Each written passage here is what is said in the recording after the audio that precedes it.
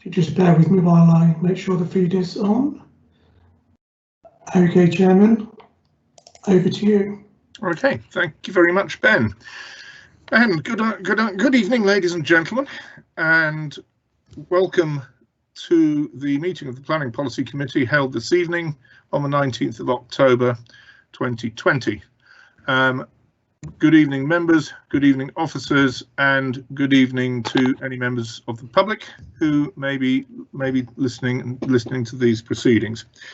It is an uncharacteristically slim set of papers today, a one-item agenda, and that item is, of course, the government's white paper planning for the future, which has caused some fluttering in the dovecots up and down the country. But before we get into that, can we just run through the regular agenda? And that is agenda item 1. Are there any apologies for absence? Yes, Chairman, we've received apologies from Councillor Sylvia Hobbs. Thank you. And then also we have the minutes of the meeting held on the 21st of September.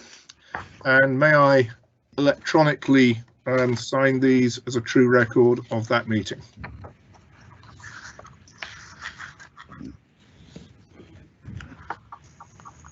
Okay. Has anybody got any amendments as to the accuracy of those minutes? Okay, well, in that case, the minutes are accepted. Thank you. Agenda item 3, to receive any declarations of interest. Are there any declarations of interest? Okay, thank you. Agenda item 4. Are there any questions by members under Council Procedure Rule 10.3? No questions, Chairman. Thank you. Well, we usually whiz through this part of the agenda with a suspicious speed, and we're just one item away from a cup of tea, or not tea, and that is the agenda item 5, which is the MHCLG white paper planning for the future. You all have received the paper, and you'll all receive the draft consultation responses. And before we get cracking with the debate this evening, I'd like to thank officers in the planning policy team for their thoughtful and careful responses that are in the draft to this consultation. And I'd also like, in a more distant way, to thank colleagues on the Joint Planning Committee and Joint Planning Unit for all they've done also to respond on behalf of Northamptonshire, because obviously this is a matter which is going to need all our attention from the beginning of the new unitary, as well as the extant East North Hants Council. So well done, everybody. And anyway, for this agenda item, Mr. Burton, might take us through the paper, please. Certainly, thank you, Mr. Chair. Chairman, before we start, can you tell me, are we working to what came out with the papers, or the amendments that came out of the JPC meeting the other night?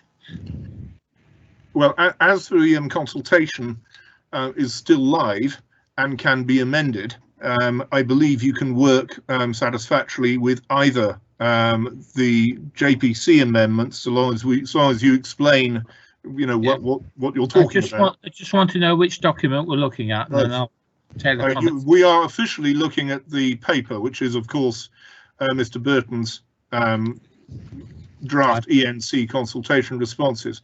However, in this committee, I had an opportunity to look at the JPU responses as well. And if there are salient points that you think that are being missed in our response, then I think you should be able to put them to Mr. Burton and officers for consideration. Just before I go on a point of order, Councillor Hughes has just chatted. I beg your pardon, Councillor, because I didn't see you waving or drowning. But your name was missed off the minutes for the last meeting, and presume, and you were there. I know you were there. So if that could be looked at, please, Ben, when you get a minute, that'd be great. Yes, Chairman, we'll do that. Okay, smashing. Okay, so Michael, without further ado, please take it away. Thank you very much. Right. Okay. I think we're all aware of the planning for the future white paper and the implications of it, and I gather from exchange between the chair and Councillor Jenny that that there were a lot of useful points made at the joint committee. As I say, I'll go through some of the key points of my report.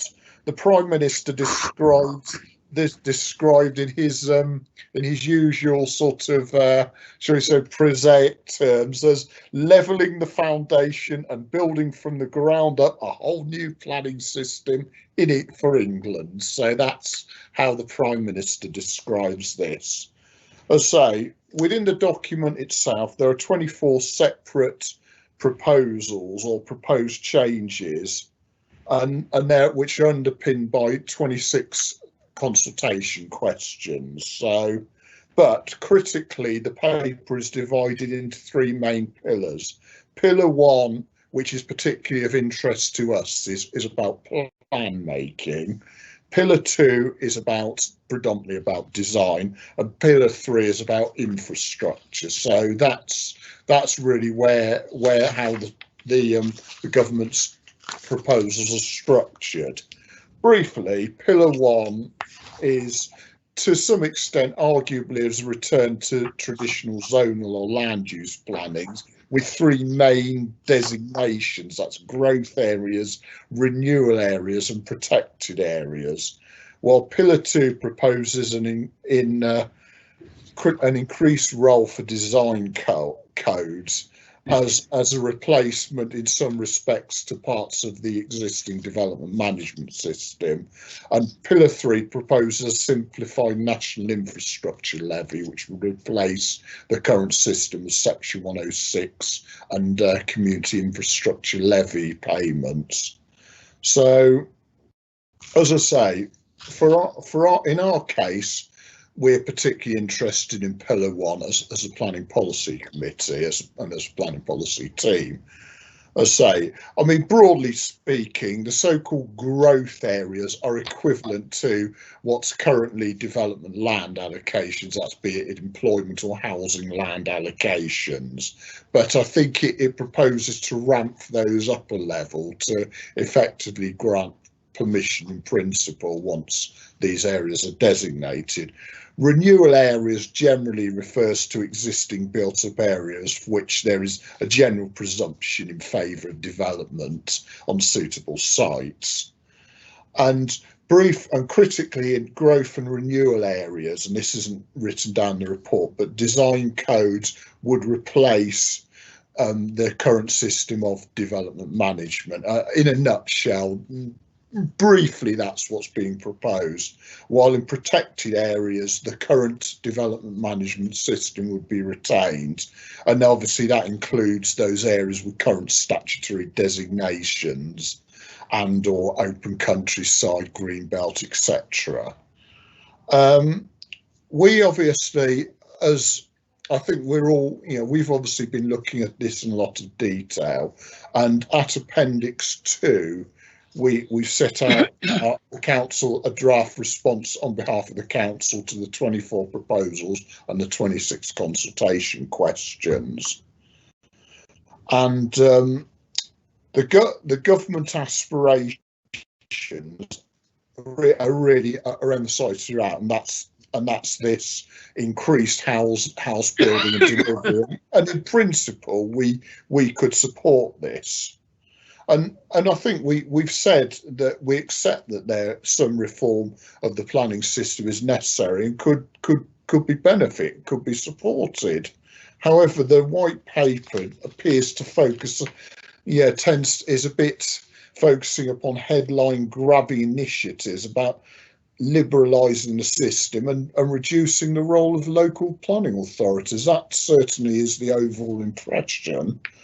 And I think really it has to be reiterated, and I say this at paragraph 3.4 of the report, the planning system, and particularly sustainable development, is about far more than just housing numbers. It's very much focused upon housing numbers.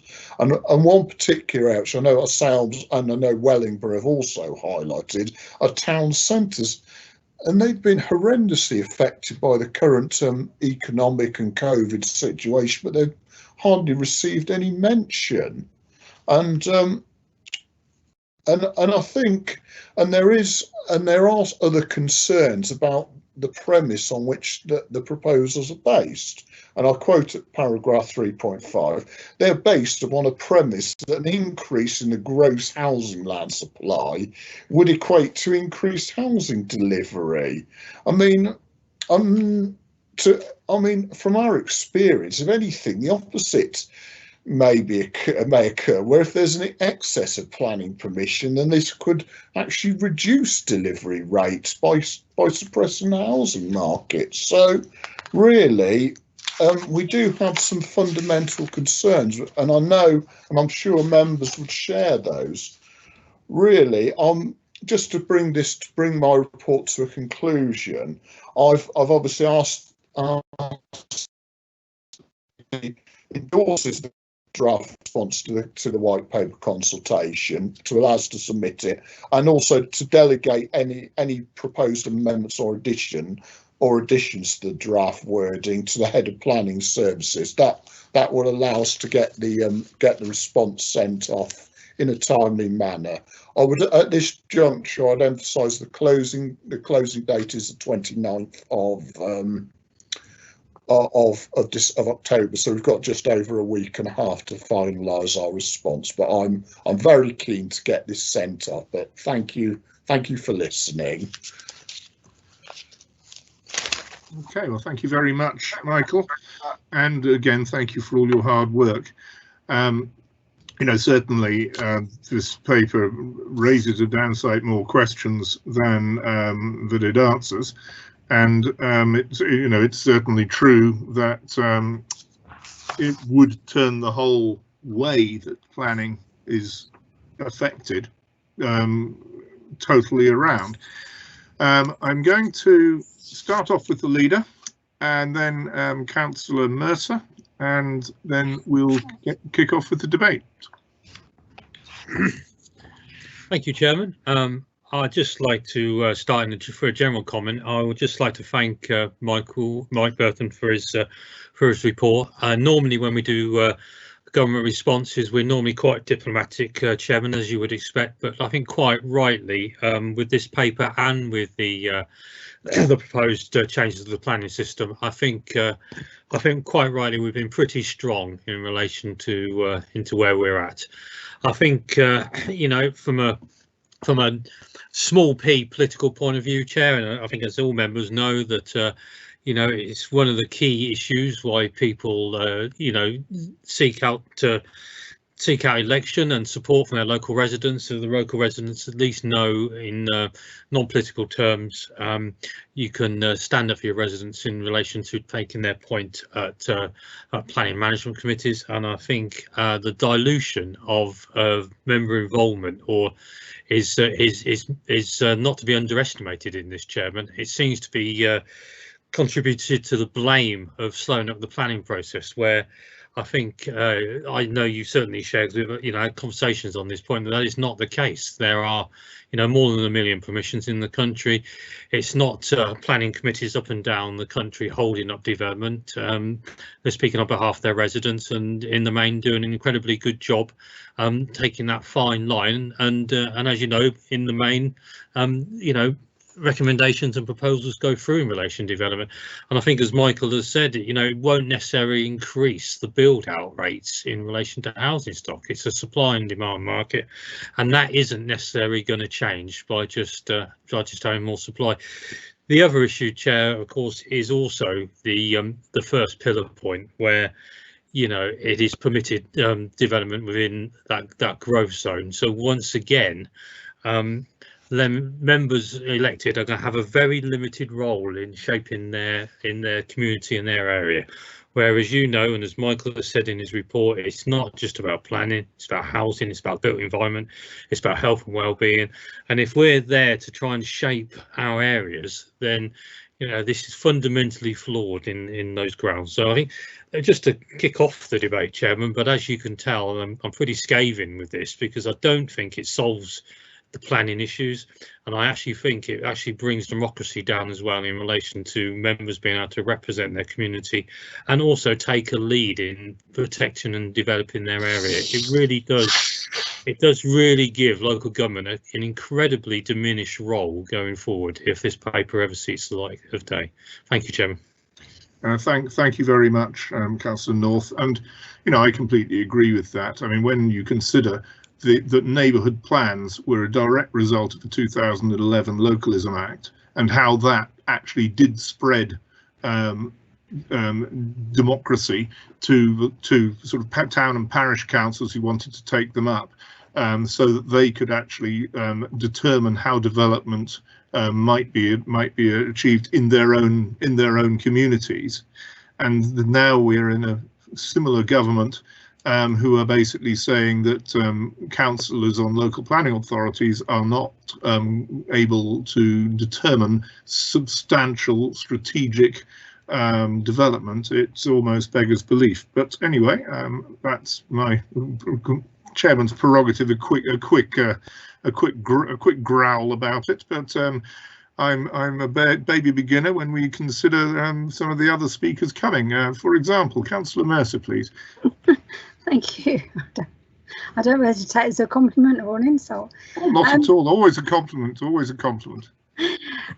Yes, I thoroughly agree with everything Councillor North has said, and absolutely endorse her that. Just on a sort of more practical everyday note, and I hope other members sort of pick this up as well. I raised it with Mike Burton in his absence with Richard Palmer. The document we were sent initially, the glossy one, does not have paragraph numbers, and Mike in his report, excellent report, thank you Mike, does refer to those numbers. So I hope other members pick that up as well. I know we will come on to it later, but in the recommendation where you say that the delegate the wording to the head of planning services, I would like to see that in conjunction with the chair and vice chair. If that's all right, Chairman. If I mention it now, it won't get forgotten. The thing that strikes me, first of all, they're trying to solve the wrong problem. As Steve said, there's a million consents already granted, and all they seem to be saying is knock the planning committees, knock the local government, because they aren't allowing housing to go ahead. That isn't the case in our area. Maybe it is elsewhere, but it certainly isn't in our area. And the downgrading of the committees and disrespect that they have is absolutely phenomenal. The other thing that occurs to me is it's all about houses. Now, with houses, you need employment. And yes, we don't mind having more houses, but we need the infrastructure, we need employment. And as we get through the document, I'm sure there'll be other cases where we pick this up. But I thought I'd just mention it here as a sort of general point. Where is the allocation of employment land? Is that going to be in the growth zone? And is it going to be zoning some for housing and some for employment? It doesn't actually say that specifically. Maybe the devil's in the detail. Maybe that will come later. But that's my sort of preliminary thoughts. And I presume we'll be going through each question one at a time, because obviously I have lots of comments on individual questions. But those are my preliminary thoughts. Thank you very much, Councillor Mercer. And indeed, you know, if you have more or less permitted development in large swathes of the country, how on earth you can organise the delivery of strategic infrastructure as well as employment and other support is extremely difficult to work out. Okay, is there anybody else who'd like to speak before we start? Yes, Councillor Boto, please. Yes, just like to endorse all the comments made so far, including Jill's points just now. one other point that Mike did come out quite strongly in his report was hardly any reference whatsoever to town centres. Surely they, again, are a very important part of the whole consideration. And certainly under the present circumstances, with so many town centres certainly falling apart at the seams, thanks to COVID, then I think that again is a very serious error in the report in being totally housing focused, really at the total abdication of any responsibility for anything else, including, as you just said, infrastructure, which of course has to accompany the houses. Thank you. Okay, thank you, Councillor. I see Councillor Maxwell's hand. Before I call on Councillor Maxwell, Councillor Lewis, were you waving at me earlier, or was it just swatting a fly or something? Probably swatting fly. Very thoughtful this evening with what we have to digest. So I haven't raised my hand yet, Mr. Chair. No, not at all. Your time. There'll be plenty of opportunity later. Councillor Maxwell. What I was worried about. Well, first of all, I've got to say the report Michael's done is brilliant. It's really good and clear, and clear and laid out, really positive. My question is about the infrastructure.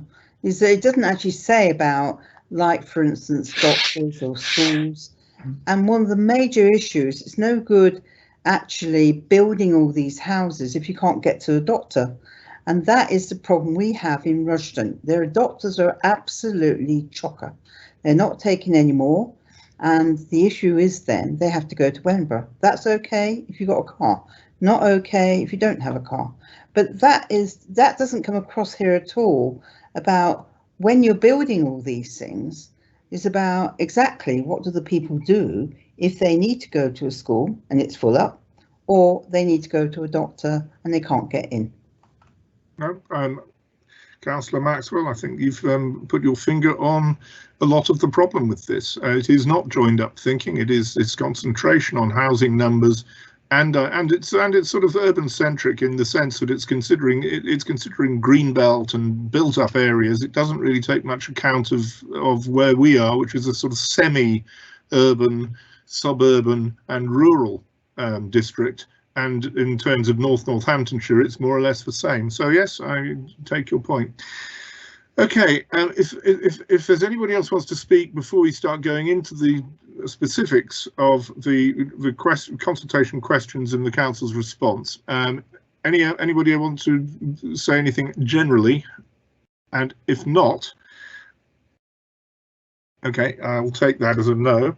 If not, we'll turn then to Appendix 2.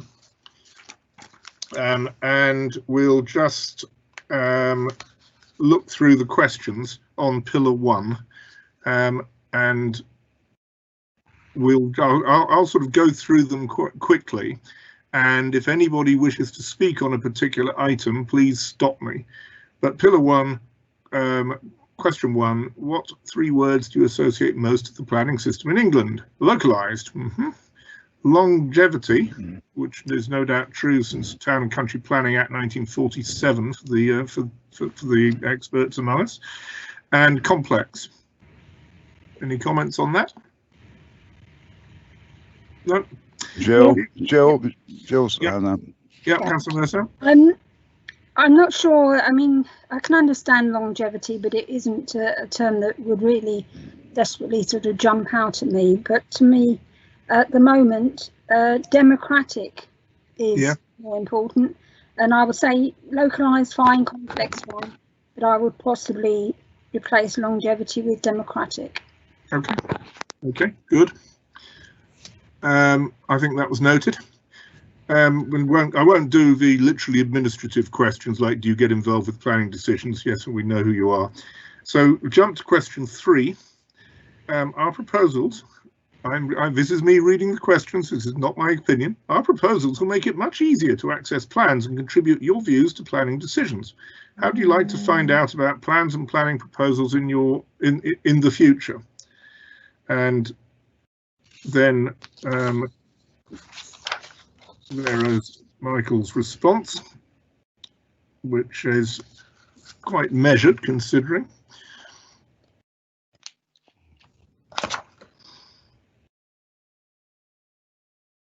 Because I mean, Michael, I mean, I'd simply say you're absolutely right, because expansion of permission in principle would need to be accompanied by more extensive engagement at the plan making stage, because with what the government is suggesting, there would be no second stage, there would be no development management stage. It would simply be a tick box exercise carried out by officers. Does its application fulfill the rules of the respective zone in which it is proposed? And if it does, it goes ahead without further ado. So yes, that's one of the major problems we have. Councillor Mercer, please. Thank you. Well, I've written that there has to be a high level engagement of local councillors in this procedure, so they can agree the proposed sites through workshops and through consultation. I think especially if you're going to bypass, as I hope they dropped that, but bypass, as it's suggested at the moment, any planning management for these sites, councillors have to be in the forefront of deciding this. I can't honestly see how it will work, because if you decide that an area needs, in the growth area, needs to be zoned, you need a lot of information about who is going to propose it. If you haven't, you've got to have a developer that's willing to build it, and we need a lot of information as is presented when you have a planning application. But ultimately, we need engagement of the councillors in that process. Couldn't agree more. Thank you. Councillor Maxwell and then Councillor Voles.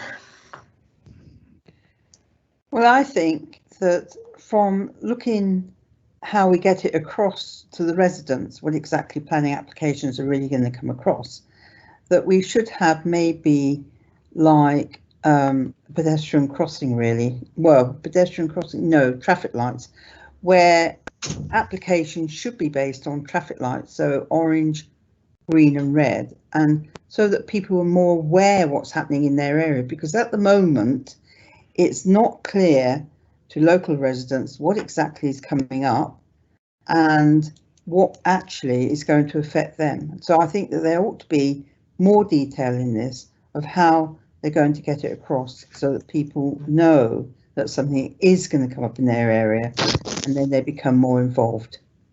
Okay, thank you. Councillor Voles, please. Thank you, Chairman. I think it's a very urban response, probably a very urban question. We are a rural area, and frankly, majority of the people that live within 5 miles of me don't do social media, online news, and we don't have a published newspaper. So I think that in itself is a major point that should be brought out. How the hell we communicate, I don't know, but the sort of things that the young urban government people talk about is not necessarily what is real life out in the sticks. Thank you. Thank you, Councillor Voles, and I agree with that, because I mean, in this authority we do have Rushden, we do have some of the 4 towns which are sort of semi-urban, suburban, and then yes, it does bother me that the actual rural part of the district, and also the rural parts of Northamptonshire as it emerges, don't have, they've got somewhat different needs and different ways of doing things, and some of it's an age thing, and some of it's a demographic thing. But I think you make an important point.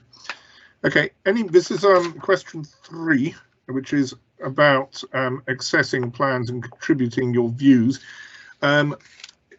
Richard, Mr. Palmer just indicated he might like to say something briefly about IT. Is that on this question, Richard?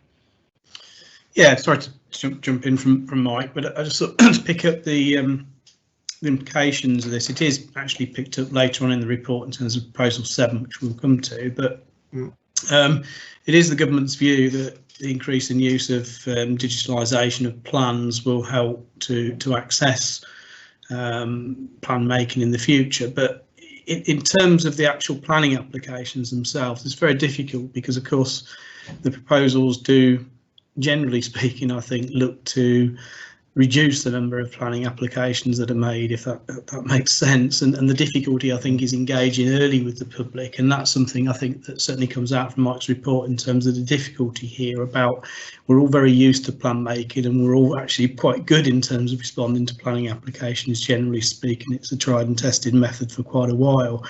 So I think from not just from the officer's report, but I also attended a sort of Westminster briefing on this, which is why I wanted to add a bit. And there was some concern there about, you know, wholesale changes to the system that people are used to. And yes, digital media is picking up, and certainly, you know, the use of Teams through the COVID pandemic, etc., has been pretty good, to be fair. But I think that moving too far too quickly away from that will disenfranchise people from the process, and hopefully those are the concerns that have come out quite strongly in the report, because I feel that, you know, to exclude people based on this increase in digitalisation is fine in some respects. I understand where that's going, but at the same time, planning's always been about hard to reach groups, minority groups as well, and you know, the pace of change, if you like, is particularly difficult here, and I think we do risk excluding people as well. It's difficult. There's a lot of hard to reach groups as we, you know, currently stand. But I just thought I'd like to just sort of emphasise that really, you know, this is about the wider implications as well as the digitisation and the use of social media. Thank you. Thank you very much, Richard. And again, I mean, it's a very good point, because, you know, we are suddenly, because of COVID, we have been forced into this sort of video conferencing world, which probably very few of us had any great experience in, you know, 6-8 months ago. But planning, as Councillor Maxwell points out, is all about communication, and it's all about accessing as many people as possible who will have a view on this or that piece of planning, either an application or indeed in setting a policy or local plan. Okay, is there anybody else wants to speak about this? There are many more questions, so everybody get their chance to stick their oar in on this and many other matters. Okay, well, we now move then to question 4, which are, what are your top 3 priorities for planning in your local areas? And the 3 priorities indicated are 2, in fact, on this draft response, which are sustainable development, regeneration and economic development. Would anybody like to speak about this?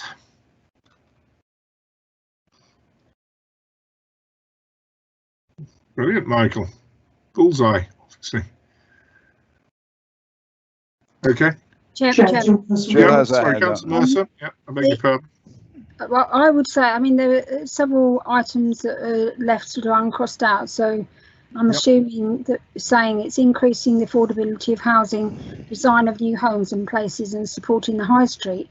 But to my mind, the most important thing is more or better local infrastructure. I'm not sure which one I would cut out instead and put that in, but that is absolutely crucial, because people don't mind having extra houses as long as Dorothy says they can get a doctor's appointment and get into a school. But that's where we resisted if we don't get that, and so we've got to have in there more and better local infrastructure. Well, I agree with that. Sustainable infrastructure is the biggest headache, I think, in many ways, that this whole white paper is completely unable to connect with. And so, yes, I would agree to have I mean, it is under sustainable development, of course, but, you know, making sure that sustainable development and infrastructure are highlighted. You there, Michael? You hearing that? Yes, you are. Good. Michael, Michael, I see you, Councillor Maxwell. I just want to say a word. Actually, I'm obviously taking notes down as members are speaking. I do obviously want to try and bring in as many of your thoughts as possible. I mean, hopefully in many cases they are covered in existing points, but I will try and obviously bring in, particularly on this question 4, to sort of reiterate that point about infrastructure. I mean, when I drafted it, I just cross-referred to the corporate plan, but yeah, I'd absolutely agree that would be really helpful to really highlight the point about infrastructure. That's what I want to say. Thanks. Obviously, in the round, the responses from our discussions on individual questions may be duplicated or amalgamated when you do your, that's quite all right, just so long as the points themselves are taken into consideration. Okay, Councillor Maxwell, please. Well, I'd just like to add that if you're looking at new homes, one of the biggest issues now with COVID-19 is that children places, or they're having places for them to play, is becoming less, so that schools are not letting out their areas for children to go in and do sporting activities because they've decided then to lock them down. And increasingly, more and more places are getting more difficult for children to have places to play. And I noticed that within the development, this business of just having what I would call a mini area with 2 swings to play on is not good enough. We've got to actually address the fact that we have COVID-19. It isn't going to go away, and we've got to make sure that within the development there is places for children to actually play and have some fun. Okay, thank you. On this question 4, I think that is taken into consideration, and that is a fight you may have to have on individual applications and on 106 and so on. Of course, 106 may be changing as well if you look further into the paper. But anyway, yeah, you do make the point. Anybody else on question 4? Okay. Do we need to take one off then, Chairman, because we've got 4 priorities now instead of the 3? I don't think so, because I think that the priorities include, strategic infrastructure can be incorporated into the 2 bullet points. It has to be highlighted, but it can be incorporated in. Okay. Anyway, Michael, you're very good at how many angels can dance on the head of a pin, are you not? Yes, absolutely. I mean, I'm happy. As I say, I obviously, when drafting this, I just referred back to the corporate plan. I mean, that was the starting point. But certainly, I mean, we've highlighted perhaps the point about better infrastructure. But I think ultimately, really, the key point that we're trying to get across is this matter of this issue of local infrastructure, and particularly social infrastructure. So, and I'm certainly happy to draft some comments on the basis of some additional text on the basis of the points that have been made by members. So yes, thank you. Okay. Well, no, thank you. Right. Well, that's the sort of preamble almost. So now we do come to some of the slight meat and potatoes, because this is a very important question, question 5, which is a simple question. Do you agree that local plans should be simplified in line with our proposals? That simplification is the establishment of 3 zones: growth areas, renewal areas, and protected areas. And it seems that about half our district would not fall into any of those categories as put up by the white paper. So are there any comments on this important question? Councillor Mercer, please. Thank you, Chairman. My thought is on the growth area, that an area might be suitable to build on, but what if the owner isn't ready or eager to build on it? I mean, we don't know the ownership of all land, and so is land only to be allocated when it's being offered up for development? Or yeah, as I understand it, yes, it is. Right. It's not so far they haven't nationalised land of it as and of itself. So it would be, an application would be brought, and if it were in a growth area and it complied with the rules that are established, it would go through as permitted development. Sorry, Chairman, I thought when doing the local plan, the local authority would be allocating areas as it does at the moment in the local plan, and some of them haven't found favour with the residents, but there has always been some developer who is proposing it, so that we know that it's, when you put it in the local plan, that it is going to be, you know, it's deliverable in our terms. So if we only have land that's being proposed, then I suppose at least we know that the developers, interested to build on it. So that's one thing, but I don't know if that's going to provide sufficient land in everywhere.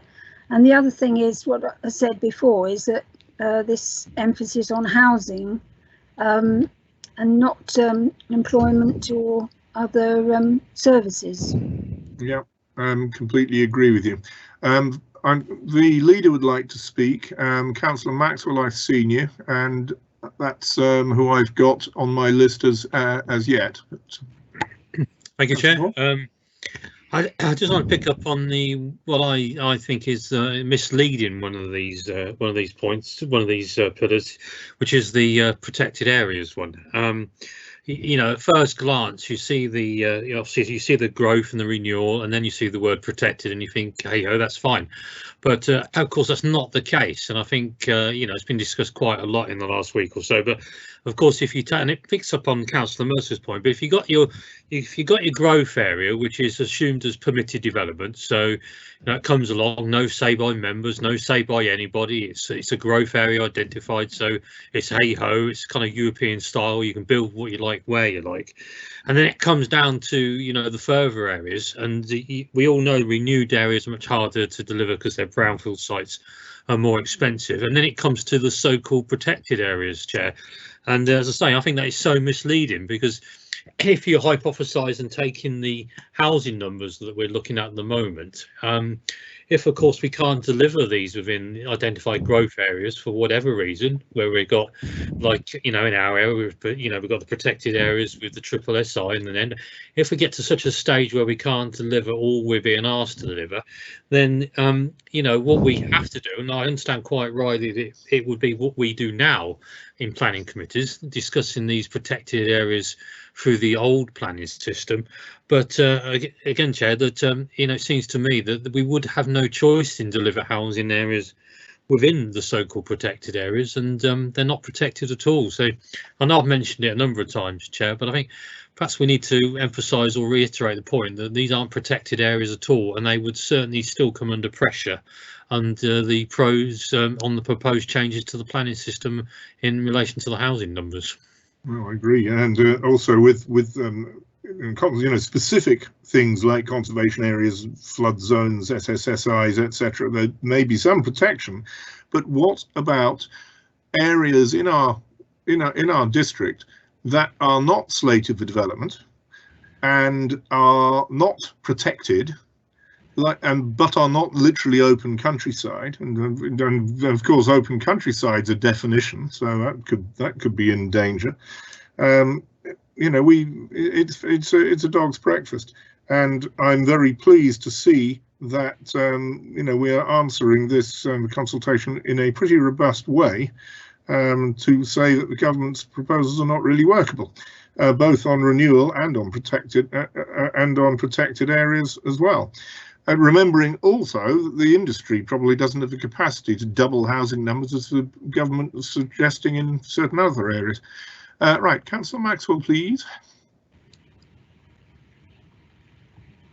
Well, my comment basically is on protected areas. I do think that when we look at certain buildings, that they have to be protected. You can't just obliterate them and think, oh, well, it doesn't really matter. It does matter. So when I look at, for instance, the Memorial Clinic in the Hayway, which we actually fought very vigorously to make sure it was kept, I think we've got to look at, for instance, if you were looking at Oundle, we have to make sure that places like this are kept intact and not just obliterated. So I do think in some ways, because we are rural in some parts of our area, that they must be there for future generations and not just bulldoze down and that's it. It doesn't matter. Okay. I am a bit reluctant to start talking about individual Sorry. matters. Yeah, I'm sorry. So let's try to keep it Yeah. reasonably general. You make a point, and Sorry. I hear you. It was just an example. Yeah, well, let's try to keep off Okay. too many specific examples if we can. I mean, if something is of vital importance, that would be an example that the whole thing would collapse without, then maybe we'll think about it. But let's try not to do that. Councillor Boto, please. Thank you, Chair. You've half mentioned it yourself just now, and it's cropped up a couple of times. And when I read the paper, I thought myself that I don't really see much emphasis at all on open countryside. And protected areas, I suppose, is the nearest we get to it in terms of a definition. I mean, as what was made earlier, we don't have lots of historic towns and villages, apart from Hamilton, of course. And we aren't steeped in history and beauty, but we do have an awful lot of open countryside. And I think I'd like to see more emphasis on open countryside within the protected area definition, because at the moment it's pretty lacking. It doesn't seem to appear anywhere. And if you've got it flaunted, we have lots of that, and I think we should try and emphasise our protected area, our open countryside within the definition of protected area. Thank you. Thank you, and I think that's right. We do have a lot of very attractive open countryside, and we have lots of villages.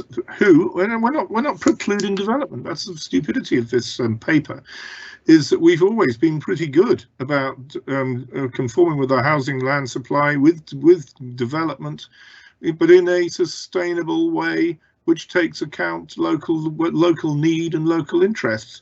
And this sort of approach just smashes that. It just makes it into a housing delivery agency, and anything like infrastructure or employment or anything else just has to take its place in the queue.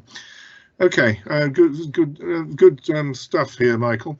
Is there anything else? Anybody else want to speak on this answer? Question 5. Okay, good. Right, proposal 2.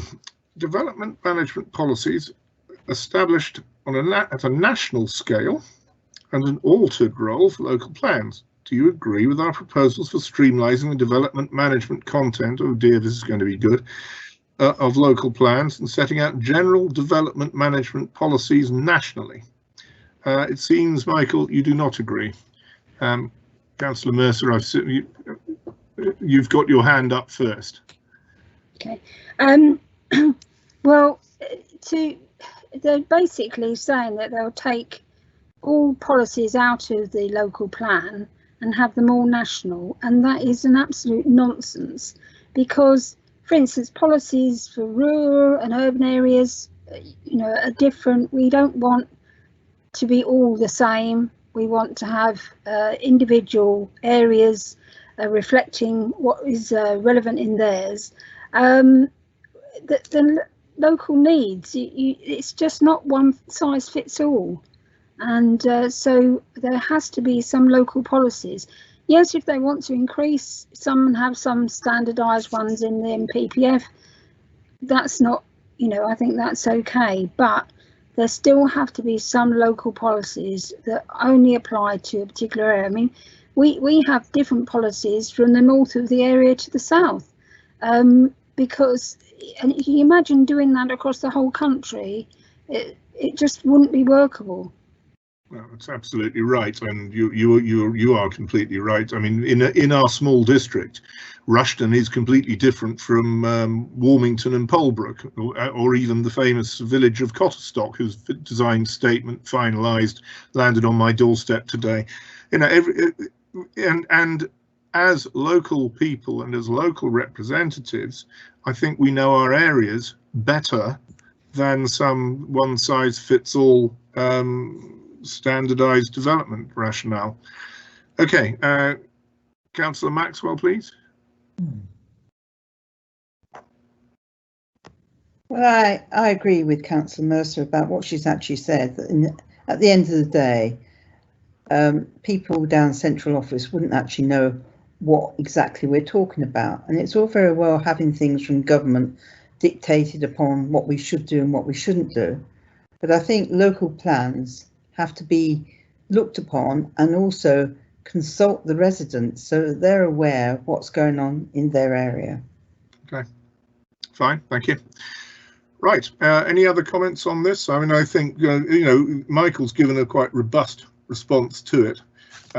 So always take that into consideration when we're discussing it. You know, we don't have to reinvent the wheel. The consultation responses are the sort of template from what we need to work. So any other comments on question 6? Brilliant. Okay, proposal 3.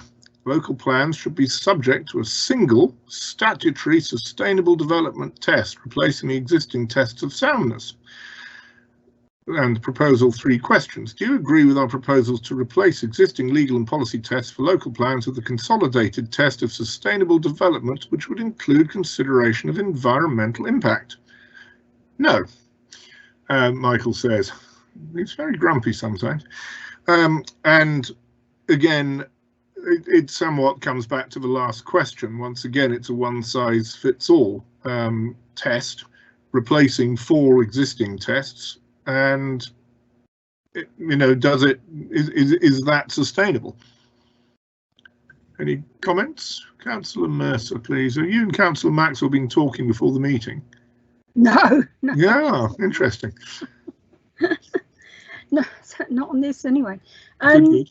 Yes. I mean, when we're talking about these things, not to decry what Michael's put, because they are all perfect. These are just extra points to add. So, you know, I wouldn't like you to think we're not criticising what he's put.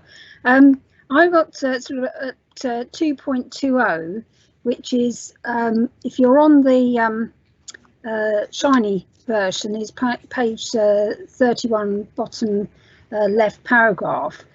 Plans should be informed by appropriate infrastructure planning, and sites should not be included in the plan where there's no reasonable prospect of any infrastructure that they may need coming forward with the plan period. I think that I do agree that, and that is very important. But also they give an alternative option, which was 2.22 in the other option, and so I think that the alternative, which is rather than removing the existing tests of soundness, an alternative option should be to reform them in order to make it easier for a suitable strategy to be found sound. For example, the test could become less prescriptive about the need to demonstrate deliverability. Rather than demonstrating deliverability, local authorities could be required to identify a stock of reserve sites which could come forward for development if needed. I think if we just use the word sustainable, since nobody actually understands what it means, the lawyers will be arguing about it from now till kingdom come. Yeah, I agree with that. And of course, the formulation of a list of reserve sites is fraught with danger as well, because a reserve site has to meet the same viability and sustainability targets as anything else, and therefore why is it a reserve site? And then you can have some good fun with lawyers on rival developments on that. So yes, thank you. Anybody else on this question? Splendid. Okay, well done, Michael. But question that was A. B. How could strategic cross-boundary issues be best planned for in the absence of a formal duty to cooperate? Interesting one for people in the south of the district. And again, Michael's put his finger on the removal of the duty to cooperate can highlight risks of legal action and, you know, legal challenges to plans as they're developed. And with the Oxford and Cambridge ARC coming, and with some of the discussions that we've been having with Bedfordshire, it's a quite topical issue. Councillor Mercer, I see your hand. Yes, well, Bedford is the case in question, because even if you do it by region, there's always somewhere that's on the edge of that region, i.e. Rushton, which is on the edge of the Bedfordshire region. And so you get that problem. They want to build right up to our boundary, and if there was no duty to cooperate, we wouldn't even know about it until they started digging. You know, that is the problem. If you don't have, maybe the duty to cooperate is a bit onerous, but I think we do need to be consulted on things that are just outside, just on the edge of our boundaries. Otherwise, we won't have any knowledge about it until it's too late. Oh, again, a very good point, because you know, if the duty to cooperate is very important, especially when you get an authority that, for example, wants to put a lot of development in the very north of its area, and that development, as Councillor Jenny's pointed out before, and that development rely on the infrastructure in, for example, Rushton. So yes, absolutely. I mean, I can't see how it would even assist the government in the delivery of this white paper, removing the duty to cooperate. I can't see the logic, but anyway. Any other? Oh, Councillor Maxwell, I beg your pardon. I did see your hand. Yeah, I would like to refer to the Bedfordshire situation. I think that the A6 is a major issue, obviously, coming up to Rushton. But the thing is, you see, about Bedfordshire, they could easily think, oh, well, we can plonk some B8s, etc., on the border of our actual area, without even thinking they have to consult with us. So I think it is important that this is actually brought in so that communication, effective communication, is robust. So maybe in the future that should be a priority, whereby, like the Cambridgeshire border, which is just down the road from us, that, you know, we should communicate and be there so that they know we understand, or we'd like to make an input in what they're thinking. Yeah, I mean, I agree with you, but actually, to be fair, we're not trying to bring it in. The duty to cooperate currently exists. What is interesting about this paper is that they are thinking about removing the duty to cooperate. So at the moment, we have got the communication of which you speak, but there is some suggestion that it would remove the duty to cooperate, and that, you know, that would have the communication difficulties you mentioned. Councillor Jenny, yes, I agree with you. Did you want to say anything about the subject you raised? No, Chairman, I don't. I'm sitting here. I've already been through this at the JPC. Yes. I haven't heard anything tonight which I disagree with in the slightest. I'll just let everybody else have full reign, and if we've missed anything at the end, I'll try and wrap up. But keep going, everybody. You're doing a grand job. And no, we're enjoying ourselves. No, it's going well. Okay, so. Any more oh, Councillor Boto, I do beg your pardon. Yes, please. Thank you, Chair. Shoot. Just a quick one here. With regard to duty to cooperate, in fact, we are probably in one of the worst positions all where we are in Rushton, particularly, insofar as not only are we talking about two adjoining authorities, we are in two different regions as far as the government are concerned. One being for some reason I've never quite understood, one being the Midlands and one being the South East. And Cambridge is always in the east of England, I think, as well. So you've actually abutting different concepts of where we exist in the country. So we are particularly badly affected by this duty to cooperate. Or Northamptonshire is right close to the West Midlands as well. Well, yes, as well, yes. Just to mix in a bit more. So we've got regional problems as well. Thank you. Yeah.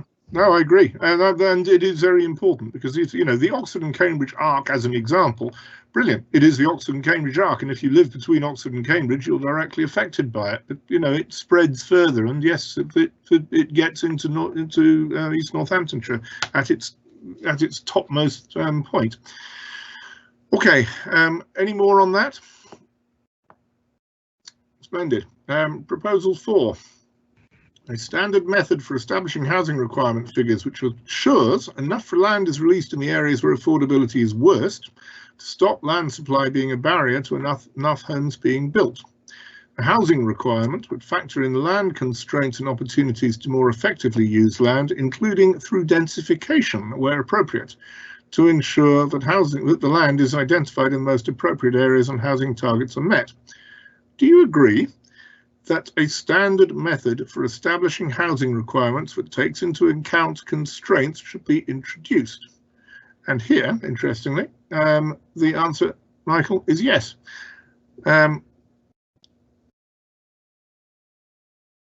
And you will see quite a detailed discussion about the revisions to the methodology and Litchfield. Michael, is that you are agreeing that a standard method? I think, yeah, we are. I think in principle we don't have a problem with a standard methodology, and that's really where we're coming from here. I would have to say that when I started drafting this, that was before I have to say, seeing the implications of the Litchfield's work, and that's why I've sort of redraft. What we're saying is, in principle, we wouldn't have an issue with having a standard methodology, and indeed there is one that's already up and running, but obviously the changes that are proposed to the standard methodology we have fundamental concerns with. I think that's really where there's that subtle difference. I'm happy to rejig the the strike through at the start of question 8, but fundamentally that's really where I'm coming from there.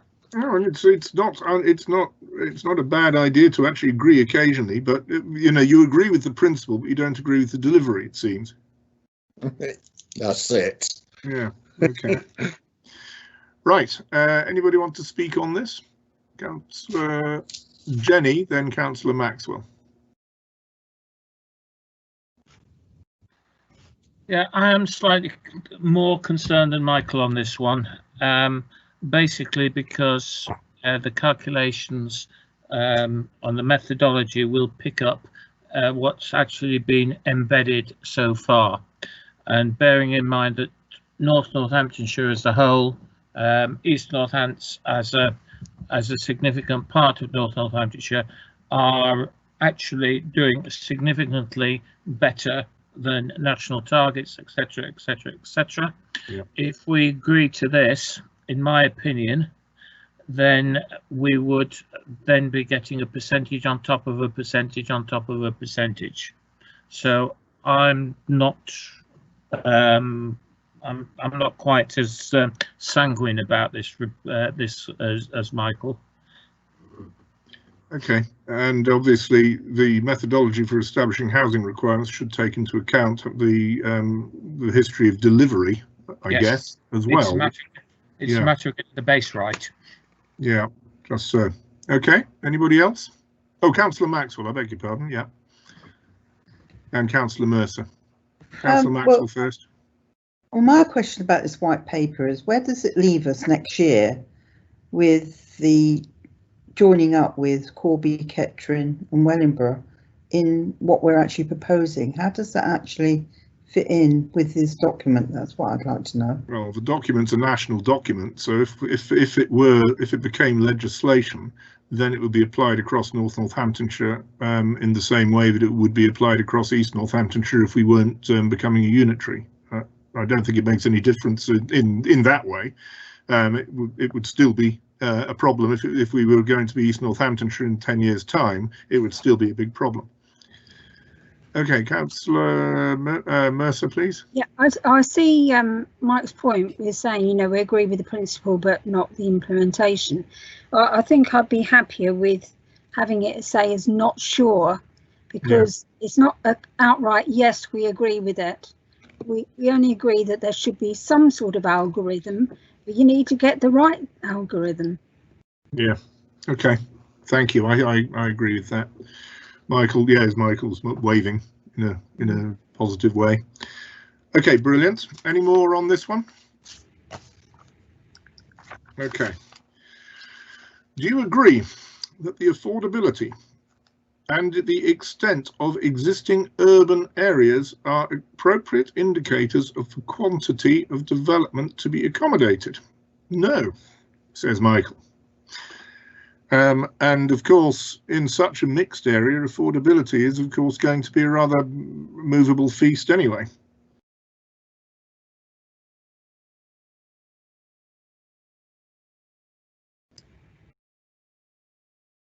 And also in the penultimate paragraph, Michael says, and I agree with him here completely, a particular matter of concern is the overly simplistic assertion in the government's proposals that issues of affordability could simply be addressed by increasing housing supply through new development.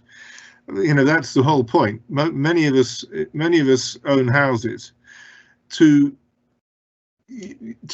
totally change the way that homes are developed and sold and lived in, to make to make houses genuinely affordable, whatever that term means, would turn the whole housing world on its head. That's something that should be taken into consideration as well. Councillor Peacock, please.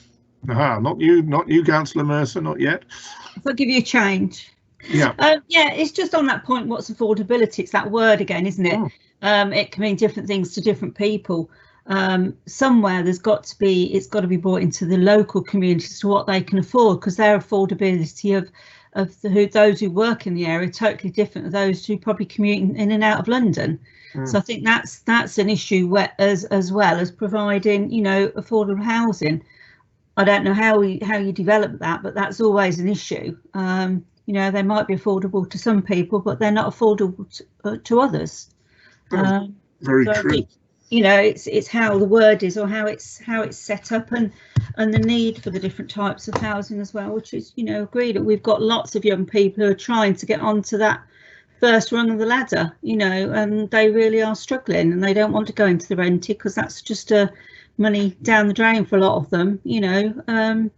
So it's just how we can localise that affordability to each area. It's got to be down to the average pay through the year or whatever, because some of the figures they come up in, some of them I wonder where they've been, because they're not figures for around here for annual incomes. But the other part of the question is, do you agree that the extent of existing urban areas are appropriate indicators of the quantity of development to be accommodated? Which is nonsense, surely. Yeah.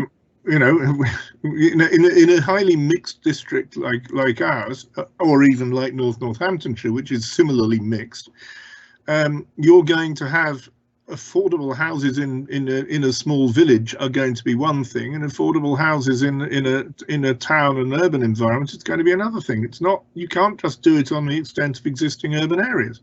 So again, I don't think some people have been outside the M25 when they drafted this.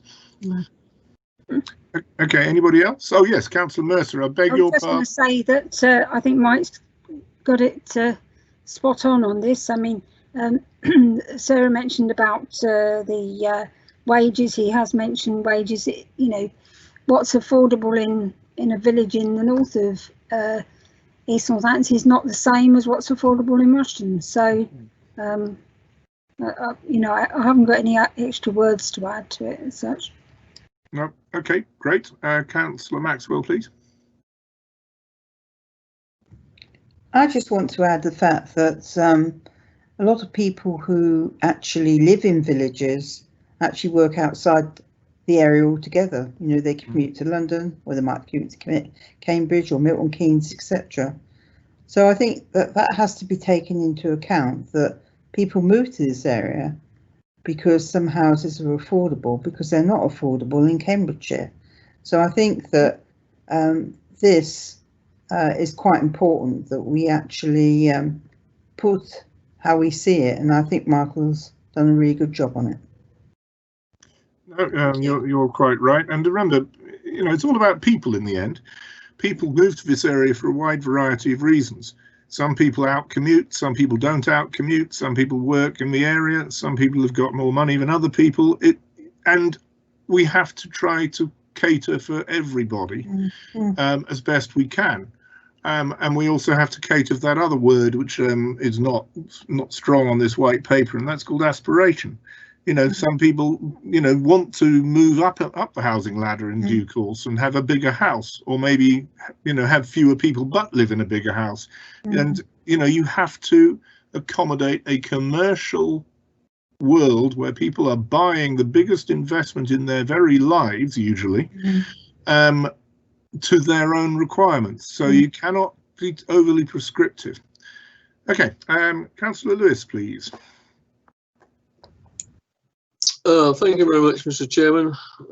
I think some of this is absolutely amazing, frankly, but just a point here in the in Mike's reply, in the first little paragraph, it says the continued focus upon affordability as a measure of housing need and setting housing requirements is welcome.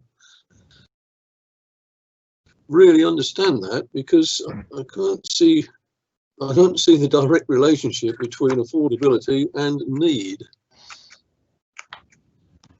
Okay, Michael. Just an very odd sentence that, whether Mike could sort of clarify it. I'm happy. I think really what we're trying to say is, I was saying, I'll have to say really this was written in myself and colleagues as well, so it's not. But I would have to say, I think again we want to, as councillor, as the chairs previously, we want to try and engage constructively with the government as possible, and obviously we welcome, you know, we could support, you know, proposals that recognise the sort of connections between affordability and need. I mean, they are different. They're obviously quite different issues, but we need to understand that relationship. I think that's really. I'm happy to redraft any. You know, if you feel that it's not quite. Yeah, it's not quite clear. I'm happy to redraft, but I think I was quite keen to ensure that we're quite keen to ensure that, you know, we are engaging, and we are, so yeah, we recognise, you know, that there may be some useful stuff that the government's putting forward, and but I'm happy to amend the wording if members feel that be appropriate. Yeah, I think I would appreciate that if possible, Mr. Chairman. Okay. So right, that's on the last sentence on the first paragraph. Ah, yes, yeah, okay, I'll highlight that. I mean, one thing, a more general point about this paper is that it is so often one can compromise on a proposal from the government, or from, you know, you can come to a happy medium, but here it's almost unique in my experience. Here we have a proposal from a white paper from the government, which is a matter of complete principle. If this white paper becomes legislation, there will be a change to the planning system in this country that has not been seen since before the Second World War. The whole thing will be different. You know, you as elected members may have a role, or you would have a role, in setting a local plan, to be sure, but once you have set that local plan, you will have no further involvement in planning management, and that is such a huge change. And, you know, the government are perfectly honest about it. They think that a lot of councils are very NIMBYistic and don't welcome development. That is not the case for around here. So it is again one of these rather prescriptive brushes that they're trying to change the whole system. And in our area, they're taking a sledgehammer to crack a nut. But anyway, that's a more general point. Is there anyone else want to speak on this matter about affordability and extent of existing urban areas? Okay, good. Well, don't worry, the fun never stops. Proposal 5. Areas identified as growth areas suitable for substantial development will automatically be granted outline planning permission for the principle of development, while automatic approvals would also be available for pre-established development types in other areas suitable for building. So proposal 5 questions. A, do you agree that there should be automatic outline permission for areas for substantial development, growth areas, with faster routes for detailed consent? No.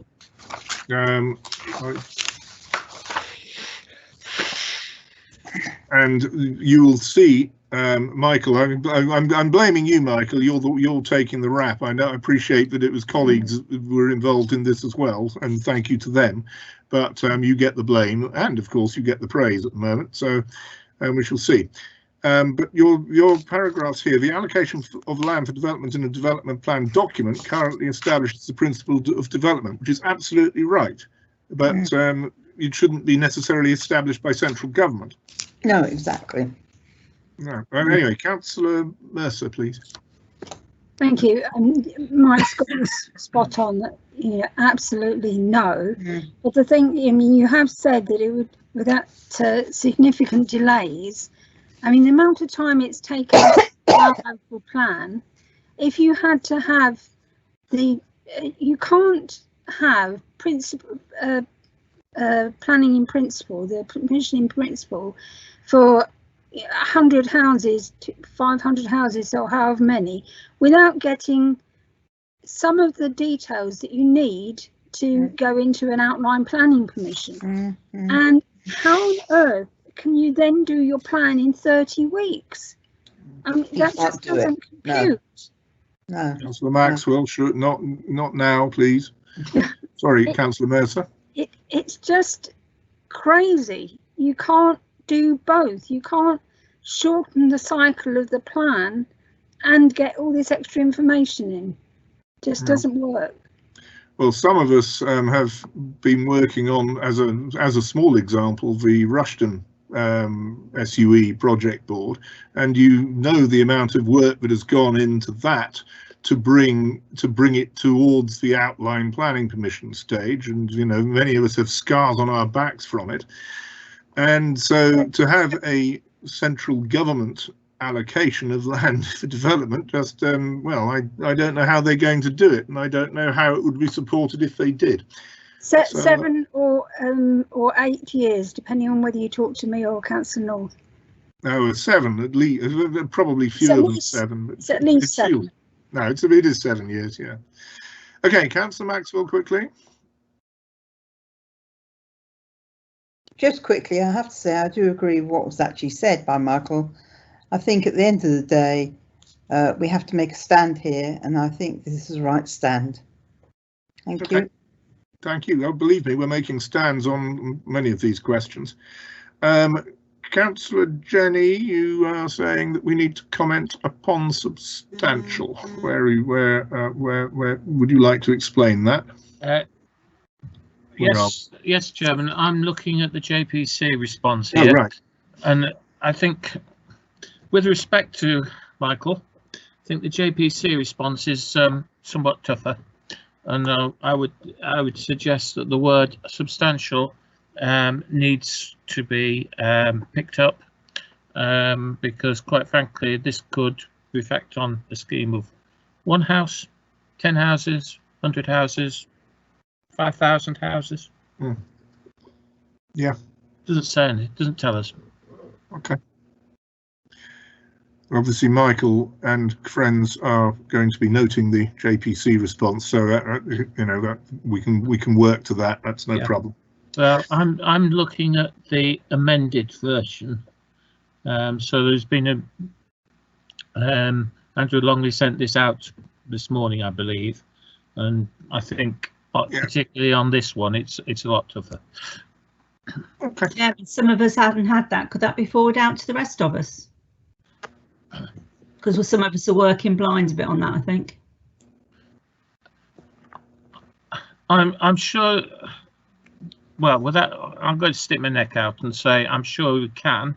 I haven't had a chance to go through this yet because of what's gone on today. Yeah, So I'm trying to read the two together as we go through this meeting. That's why I'm sort of sitting quietly and reading the other one at the moment. Yeah, that's what I'm saying though. We haven't got that. We're not sure what you're referring to, so that would be. No, that's fair enough, Sarah. Just take my word for now. Oh well, yeah. It'd just be nice to have that sent out to us as well. I'll shout if there's anything else that's really bad.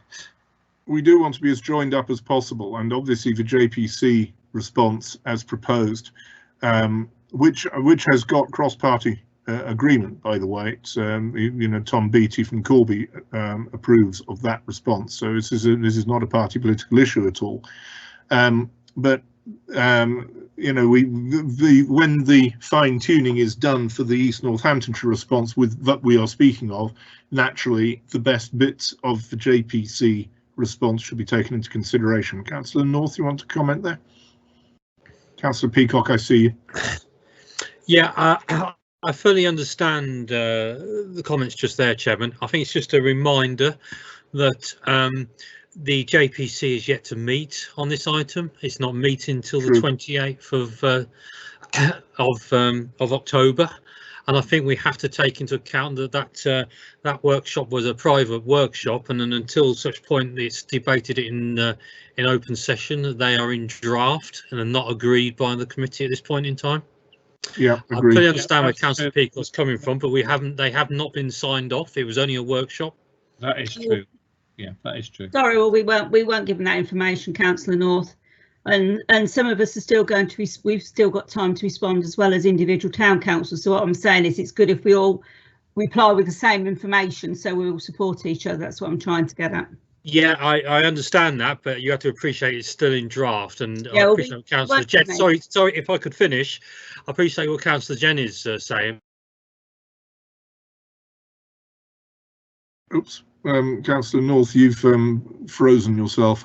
I appreciate Councillor North. It's not a criticism. It's just that we didn't have the information, and if that's fine. Yeah, it only came out today, and I haven't had a chance to go through it with whatever meetings we've had today. So okay. Okay. Well, I think what we'll do, ladies and gentlemen, obviously Michael will be responding on behalf of East Northants Council, which is what we're talking about tonight. Yeah. Naturally, he will be no doubt taking soundings from the joint planning unit, and those soundings may be of interest to Michael and colleagues in formulating the response, which we will sign off on. Councillor North, if you can hear us, you have disappeared. You've disappeared, and no doubt you will come back in glory in a few moments.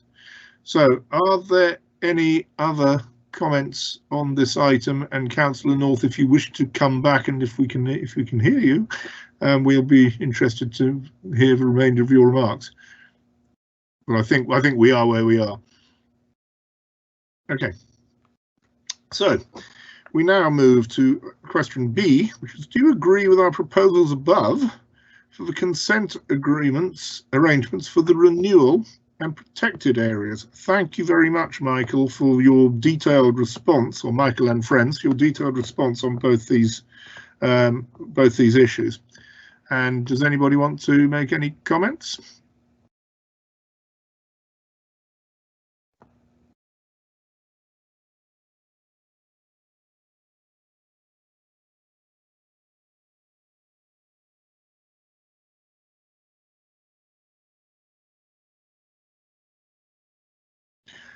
Again, I think my comment, Councillor Maxwell Senior, my comment would be definition. We have three areas. I think that the growth area is reasonably accurately defined in terms that it is land that's already allocated for development. But the renewal areas and protection areas, I think, need to have a more obvious definition as to what they are and what the criteria are.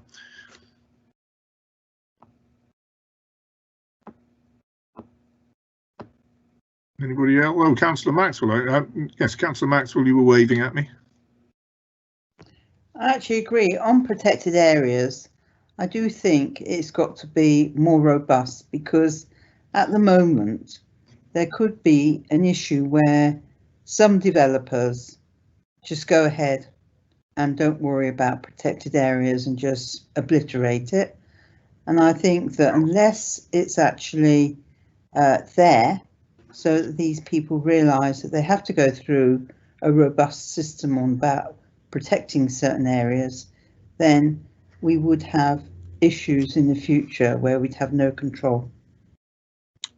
Yes, indeed. Okay. Anybody else? Councillor Mercer.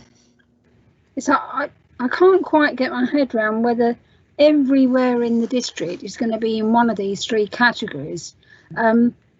So if it's not in a growth area and it's not in a renewal area, it's protected, or if they're actually going to outline the protected. But certainly protected should include open countryside, because at the moment it's things like the green belt, and we haven't got green belt. We've got a few things like the Spa and the Ramsar site and things like that, which are fairly obvious and are protected already. I think we'd need to include the open countryside in protected, as we've said about the definitions being a bit more prescriptive. And the definitions are a little bit vague, and also in terms of applications, what would happen is that when it isn't literally permitted development, and even if it is permitted development, there would have to be rules established as to whether this application, even though it's technically in a growth area, ticks the various rules that it needs to tick. So you cannot, for example, build a school on the banks of a quarry, say, or you can't build, or you probably shouldn't build an old people's home right at the end of the airport runway, say.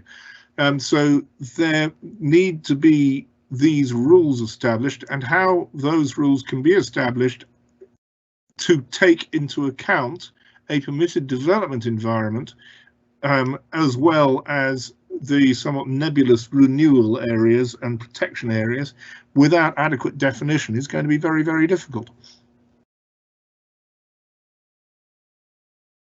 Okay. Councillor Maxwell, I saw you. Oh no, did you speak just now? You did, excuse me. Anybody else? Okay. And you make some helpful remarks about digital mapping, which is fine. And better communications would be good in every respect. And the consultation paper makes passing reference to effective means for neighbours and other interested parties to address any issues of concern. This almost appears to be an afterthought, given that such matters have been a fundamental tenet of the planning system over many decades. It could be argued that the proposals appear to sideline this aspect of public engagement within the planning system. I completely agree with you. Sorry, Chairman, which item are you on? Over the page, top of 23. Oh yes, it's on the same. It's on the same. Same item. Yeah. Yeah. I thought we'd passed on. Yeah. Michael, you waving at me or no? Just say it's obviously spilt over 2 pages. I think that point, I think, really is reiterating. I think that point's been made by members in response to many of the other questions that really, we'd better put it in as an afterthought, and I really wanted to highlight that in drafting this part of the response. Thank you very much, and well done. Okay, item C. Do you think that there is a case for allowing new settlements to be brought forward under the nationally significant infrastructure projects regime? Which is an interesting one, because I haven't had visibility of this until you read it in this document. But with Tresham Garden Village up there, it is interesting, because we did get some assistance with that, did we not?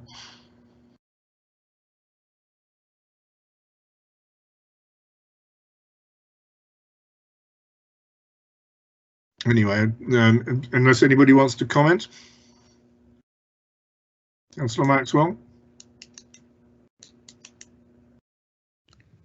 Well, the point I'd actually make is that if you're looking at new settlements, should it not be done, as I think you said, locally rather than nationally? Because as again, we go back to the fact that nationally they won't necessarily know what's going on locally, which we would be aware of as a council. And I think that maybe this question here is not necessarily relevant when in fact we do look at new areas like Thresham Village. I think we need to think about how we move forward, but I think the government needs to realise that we do move forward on new settlements. Yeah, I mean, to be fair, the Garden Villages was a specific government initiative which we profited by in the projected development of Tresham Village, Tresham Garden Village. So it is a sort of a technical project, so it is not it isn't applied generally for everything. It's just for that sort of or something similar. Any more? Yep, Councillor Jenny, you've been waving or drowning. I can't see which. Drowning with this lot. Splendid. Definitely. Yeah, I'm sorry, but I disagree with Councillor Maxwell on this one.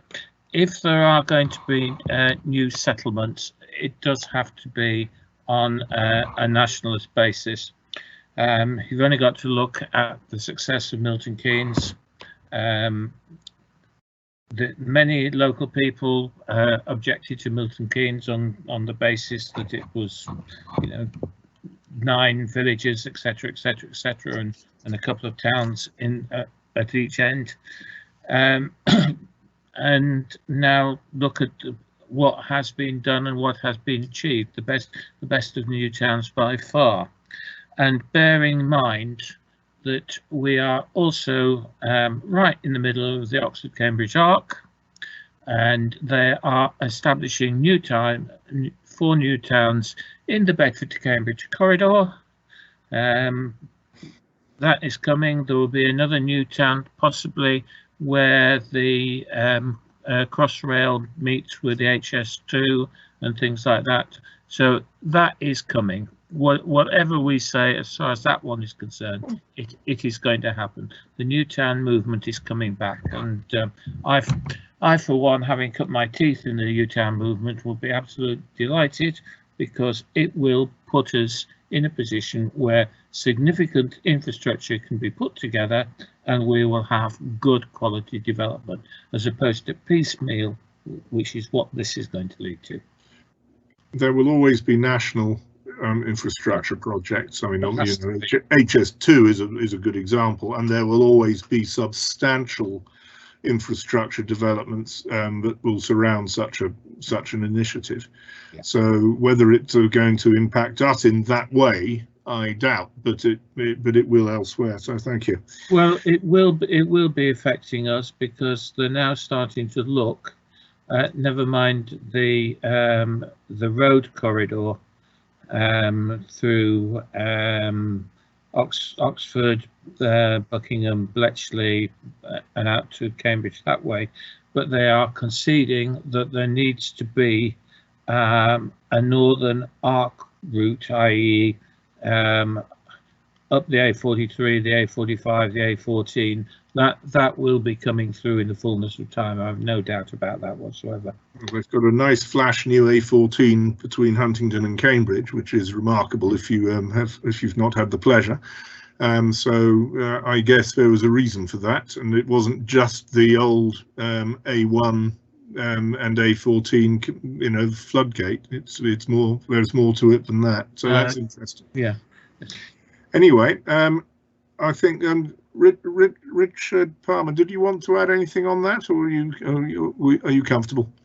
Yeah, just a little bit, Chair. Thanks. I suppose it was to say we could strengthen the response a little bit if you want, because I think just listening to members in terms of the debate on this particular question, it's probably the issue that it could come through the NSIP, it could come through local planning or regional planning via the Oxford Cambridgeshire ARC, if that becomes more of a spatial plan in the future. So in some respects that's one issue, but the main one I think is about whichever way it comes through, we can add on. It clearly needs engagement with local people, local members. I think that's essential really. So however that comes through, and also as councillors have mentioned, I think it needs to be funded with adequate infrastructure as well. So it's that communication and infrastructure backing, etc., whichever route it comes through. And I think if perhaps we bring that out a bit more in the response, it's not that we don't recognise there are different ways to bring it through. It's about what we end up with, I think, is the important thing here, because as you said,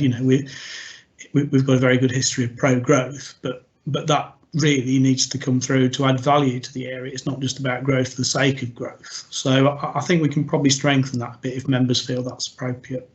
Okay, thank you. Yeah, Councillor Maxwell, did you want to say something briefly on that? Basically, yeah. In regards to Milton Keynes, whilst you say that it was national, they now realise that the development which was done, which is now, I think, actually 50 years ago, the housing stock is now going to be decimated because it wasn't built for the right structure.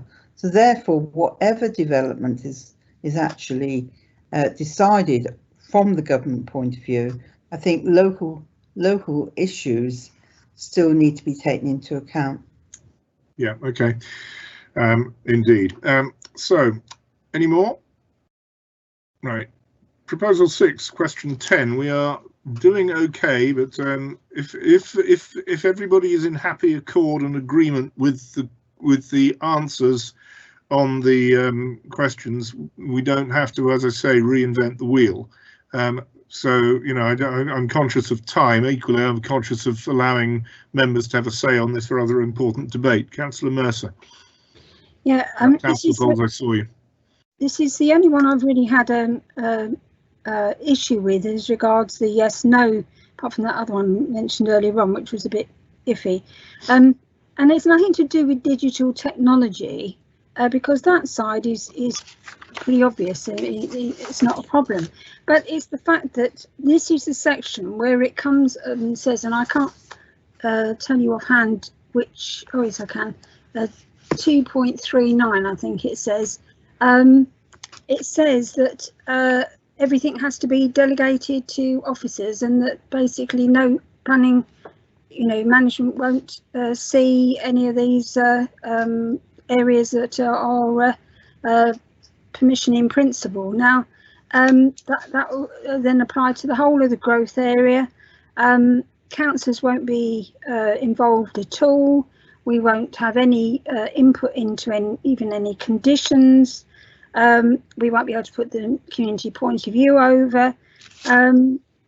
So that, I know it's sort of fundamental to the whole thing, but this is where it actually says it. It doesn't say it really anywhere else.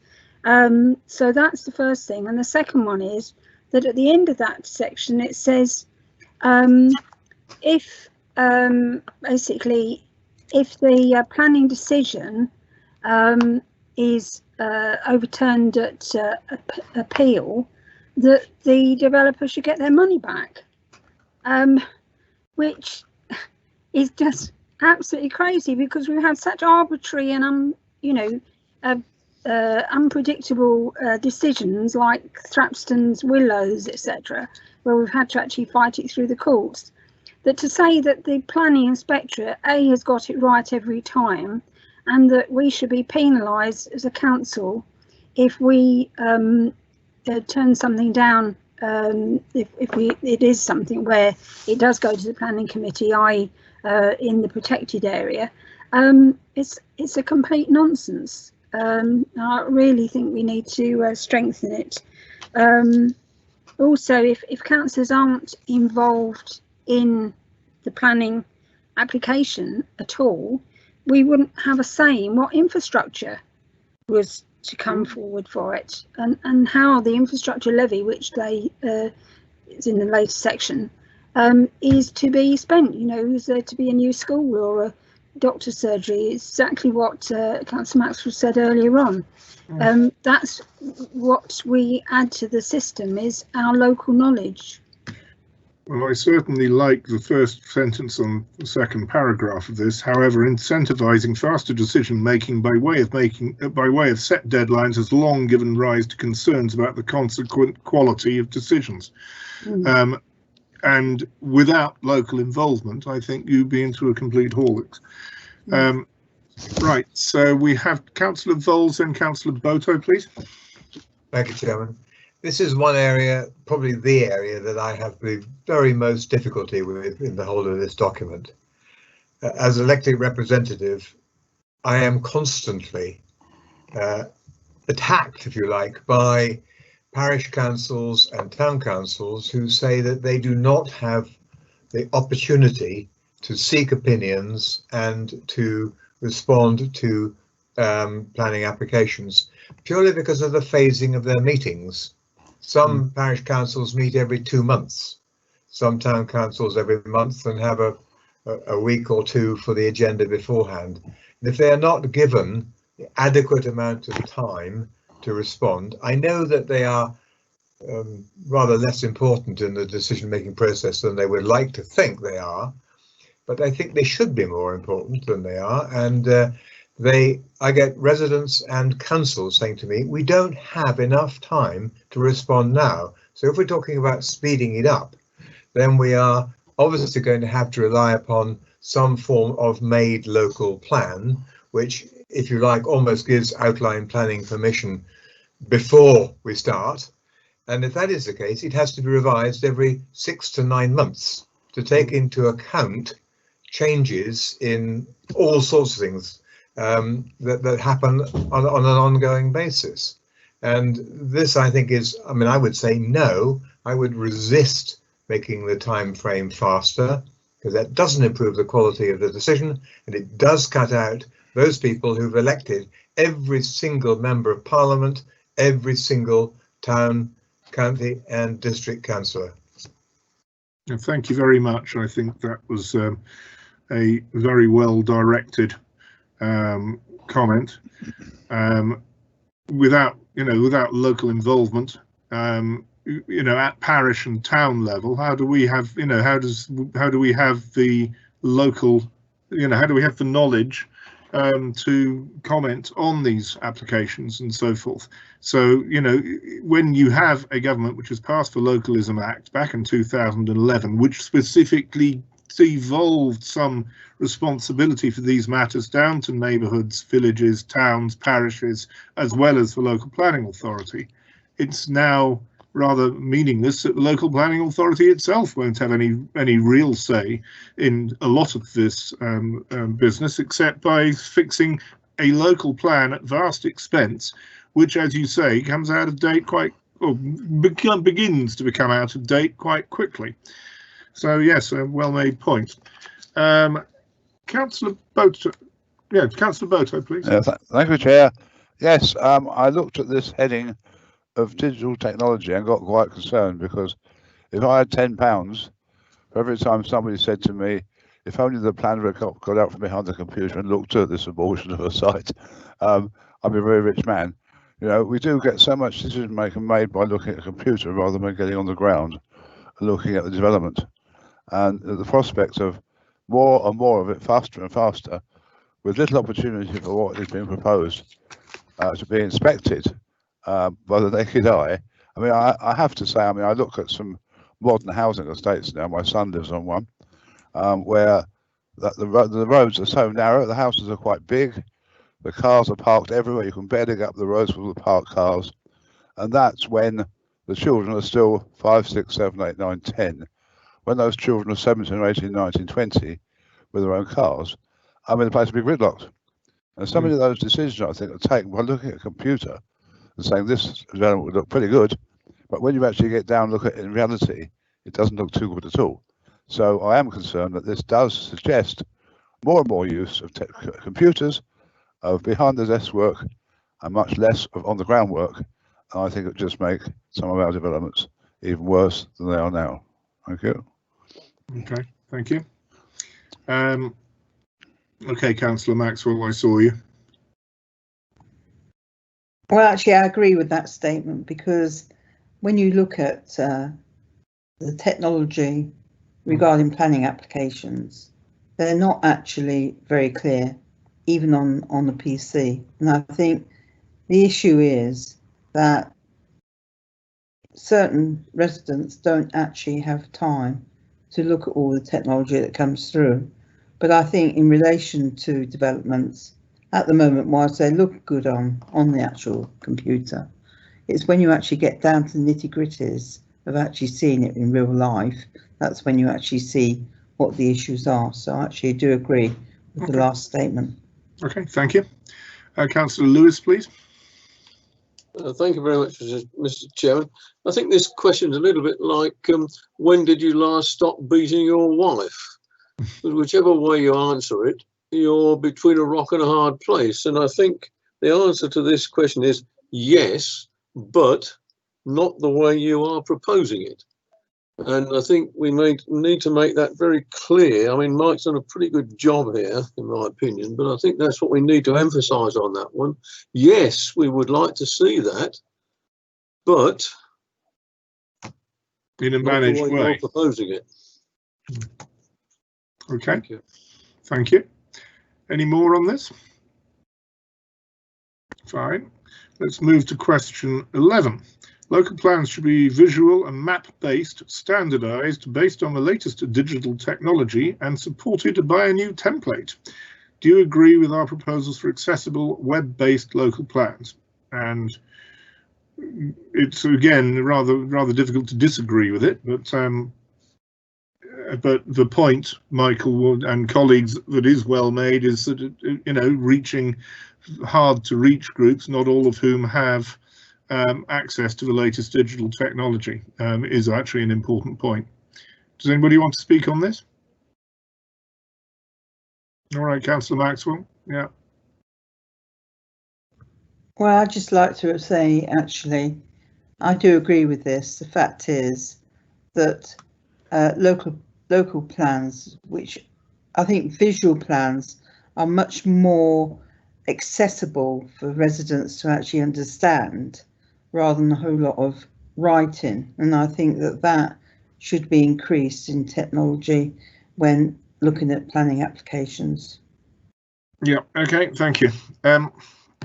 Right, anybody else on that? I mean, it's fairly straightforward. Yes, Councillor Jenny, certainly.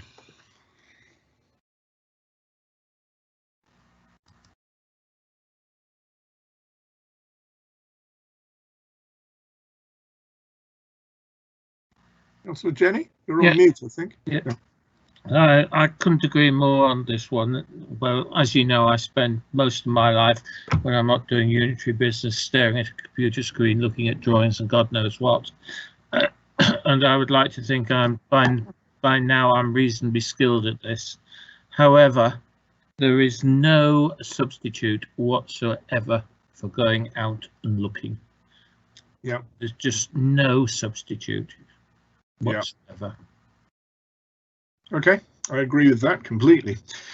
I think all of us on this committee, and certainly our friends on the Development Management Committee, will have trod around many developments or applications and sort of seen it for yourself, and there is no substitute for that.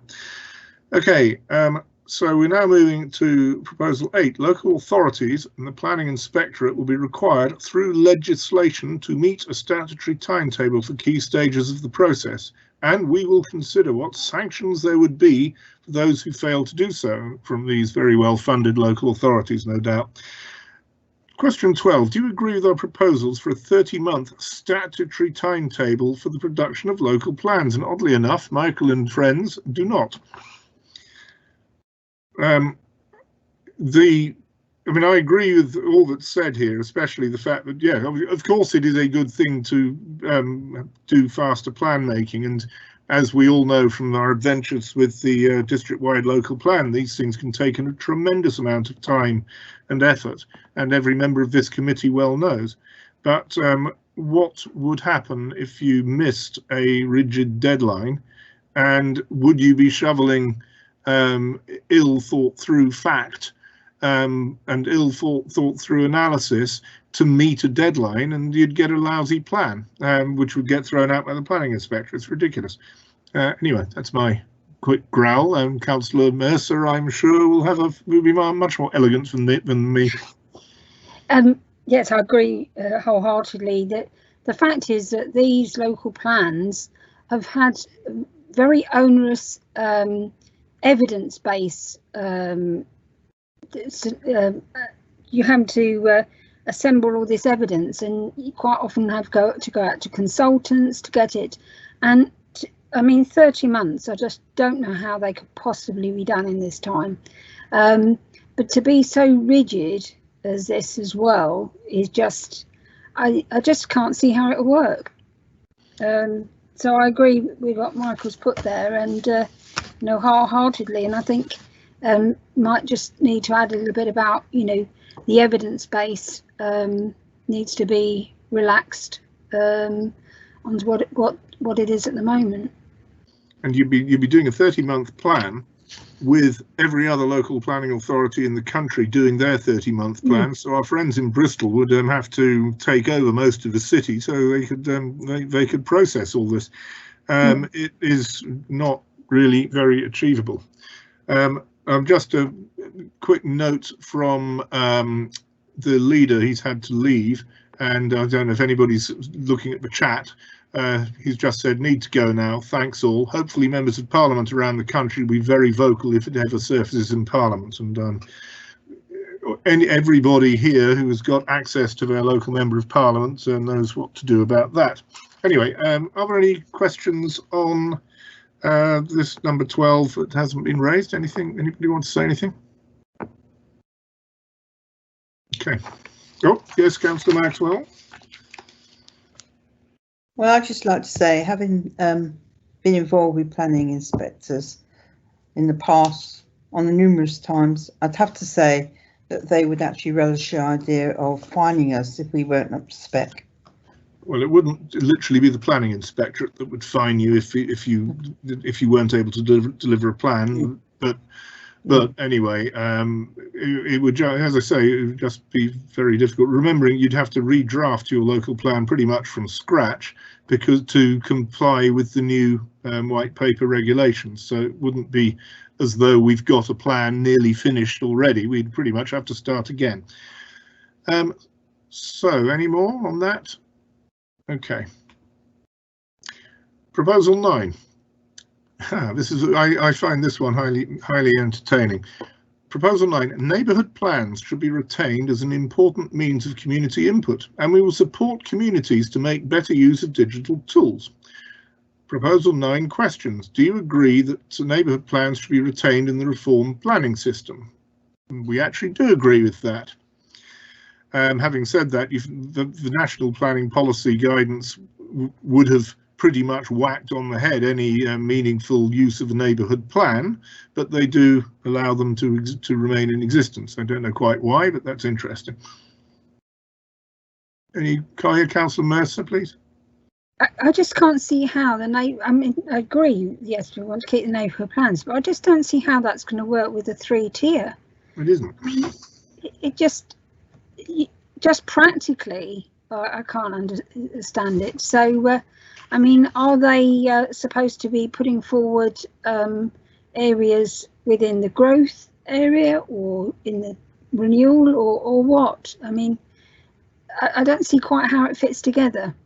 Well, when neighbourhood plans were introduced, the way we did it was that a community can set their agenda so long as it is in conformity with the district plan, and so long as that district plan is in conformity with the part 1, the strategic plan, the core spatial strategy, and so long as that was in conformity with national planning policy guidance. It was bottom up in a way, whereas here, yes, you can have a neighbourhood plan, but the top down sledgehammer makes it almost impossible to deliver. Because of permitted development, and because of all that, and because of the sort of vagueness about the zoning. So it's just extremely difficult to set a context in which neighbourhood plans can be viable. I don't know, Michael, would you like to add to that? If there's anything you'd like to say on this? Thanks. Yeah, I think just to reiterate the point, yes, of course we would support neighbourhood planning, but I think that's a really good point. It doesn't, as Councillor Mercer said, it doesn't seem to square. I felt looking through the paper that the implicit thing was that neighbourhood plans would move away from being, well, like most of our neighbourhood plans that we've got made so far are like mini Part 2 local plans, and they would be far more just about sort of developing detailed design codes. They'd almost be moving towards the model that's been set by the Cotterstock Village Design Statement. I mean, that sort of seems to be what's implied, but who knows? It doesn't. They say, oh yeah, we want to retain neighbourhood planning, but as the members have rightly pointed out, the system, it doesn't seem to fit within the proposed system that the government's setting out. So really, I think we're all at a bit of a loss on this. Yeah. Okay. Councillor Maxwell. Well, I'd like to say on this, actually, I disagree. I think that neighbourhood plans initially maybe stood for something. I think as time's gone on, I think neighbourhood plans aren't keeping up with what's actually going on locally. And when residents do object to it, unfortunately, their views are not always taken into account. Okay. I mean, obviously, neighbourhood plans are themselves the product of their time, and things sometimes evolve. But the neighbourhood plan at least is a community document, and it's widely consulted upon, and it feeds into the rest of the current established planning policy framework. But obviously, if you're going to completely break the frame, it's going to be difficult to see quite how a neighbourhood plan can operate. Okay, any more on this one? Question 12B, how can the neighbourhood planning process be developed to meet our objectives, such as in the use of digital tools and reflecting community preferences about design? Any comments? Anybody? Yes, Councillor Jenny, please.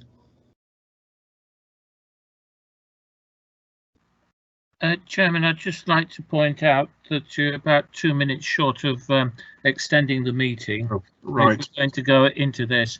Can I suggest at the rate we're going, we agree an extension of another 2 hours? Well, hopefully some of the questions towards the end are a bit more administrative, so we might not be quite as long. May I, however, it is 20:57. May I have a proposer that we extend the meeting? Councillor Mercer, seconded by Councillor Voles. All those in favour? Any against? Speak if you are against. Are there any abstentions? Thank you. The meeting may continue. And as I always say at this time, when it inevitably happens in planning policy, thank you very much, ladies and gentlemen, officers, members, and members of the public, for your patience. It isn't an easy committee. It's highly technical, and some of these meetings are quite lengthy, so my apologies. Okay. So on that question of oh, hang on, I've just lost my. Oh, here we go. I lost my thread for a moment. Yes, on the question of how can the neighbourhood planning policy process be developed to meet our objectives, such as in the use of digital tools. Again, we support digitalisation, but not to reduce accessibility for hard to reach groups, as you said in the previous question. So thank you. That's good. Any comments, anybody? Right. Yep. Yes, Councillor Lewis. I beg your pardon, Councillor. Yes, I do. I'd even acknowledged you. Yes, I had even sent a message. Thank you very much, Mr. Chairman. Yes, regarding the reflecting community preferences, I won't say where this is, but if you've got a town of 30,000 people that spend 5 years producing a neighbourhood plan, and then one inspector changes many of the aspects of it relating to reflecting community preferences, you know, maybe something should be done about that, because you wouldn't flog away so hard, maybe, if you knew it was going to change it at the end of the road. Not to mention the cost, which was exorbitant.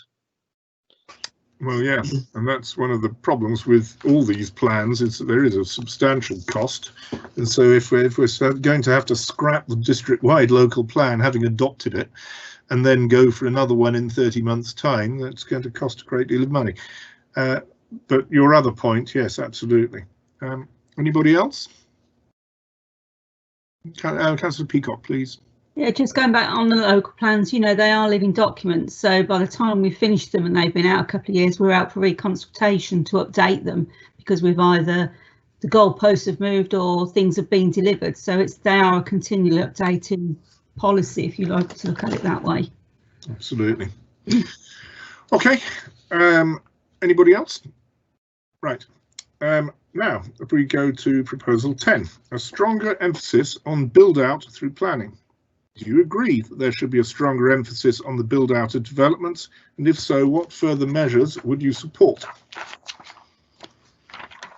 And the answer is nicely temporising, but as you say, we're already required to emphasise the viability of development proposals. And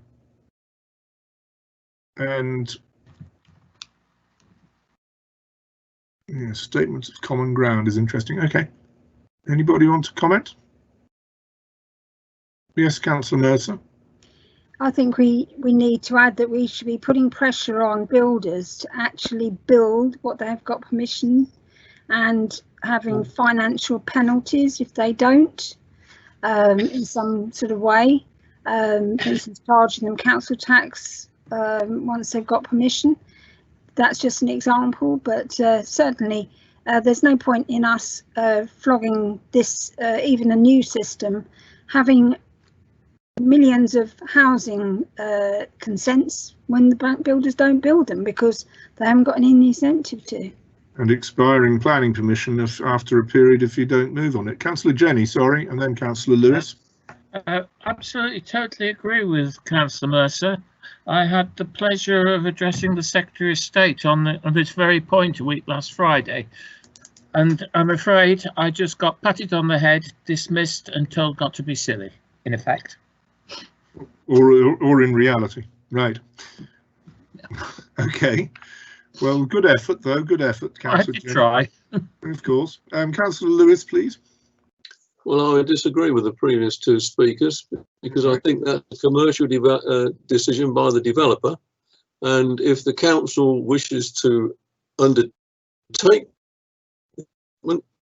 and build them as quickly as they want, but it's a commercial decision by the developer as to when they do it, as in any other trade, that you don't build up your stocks massively if you markets there. But they do. That's exactly what they do.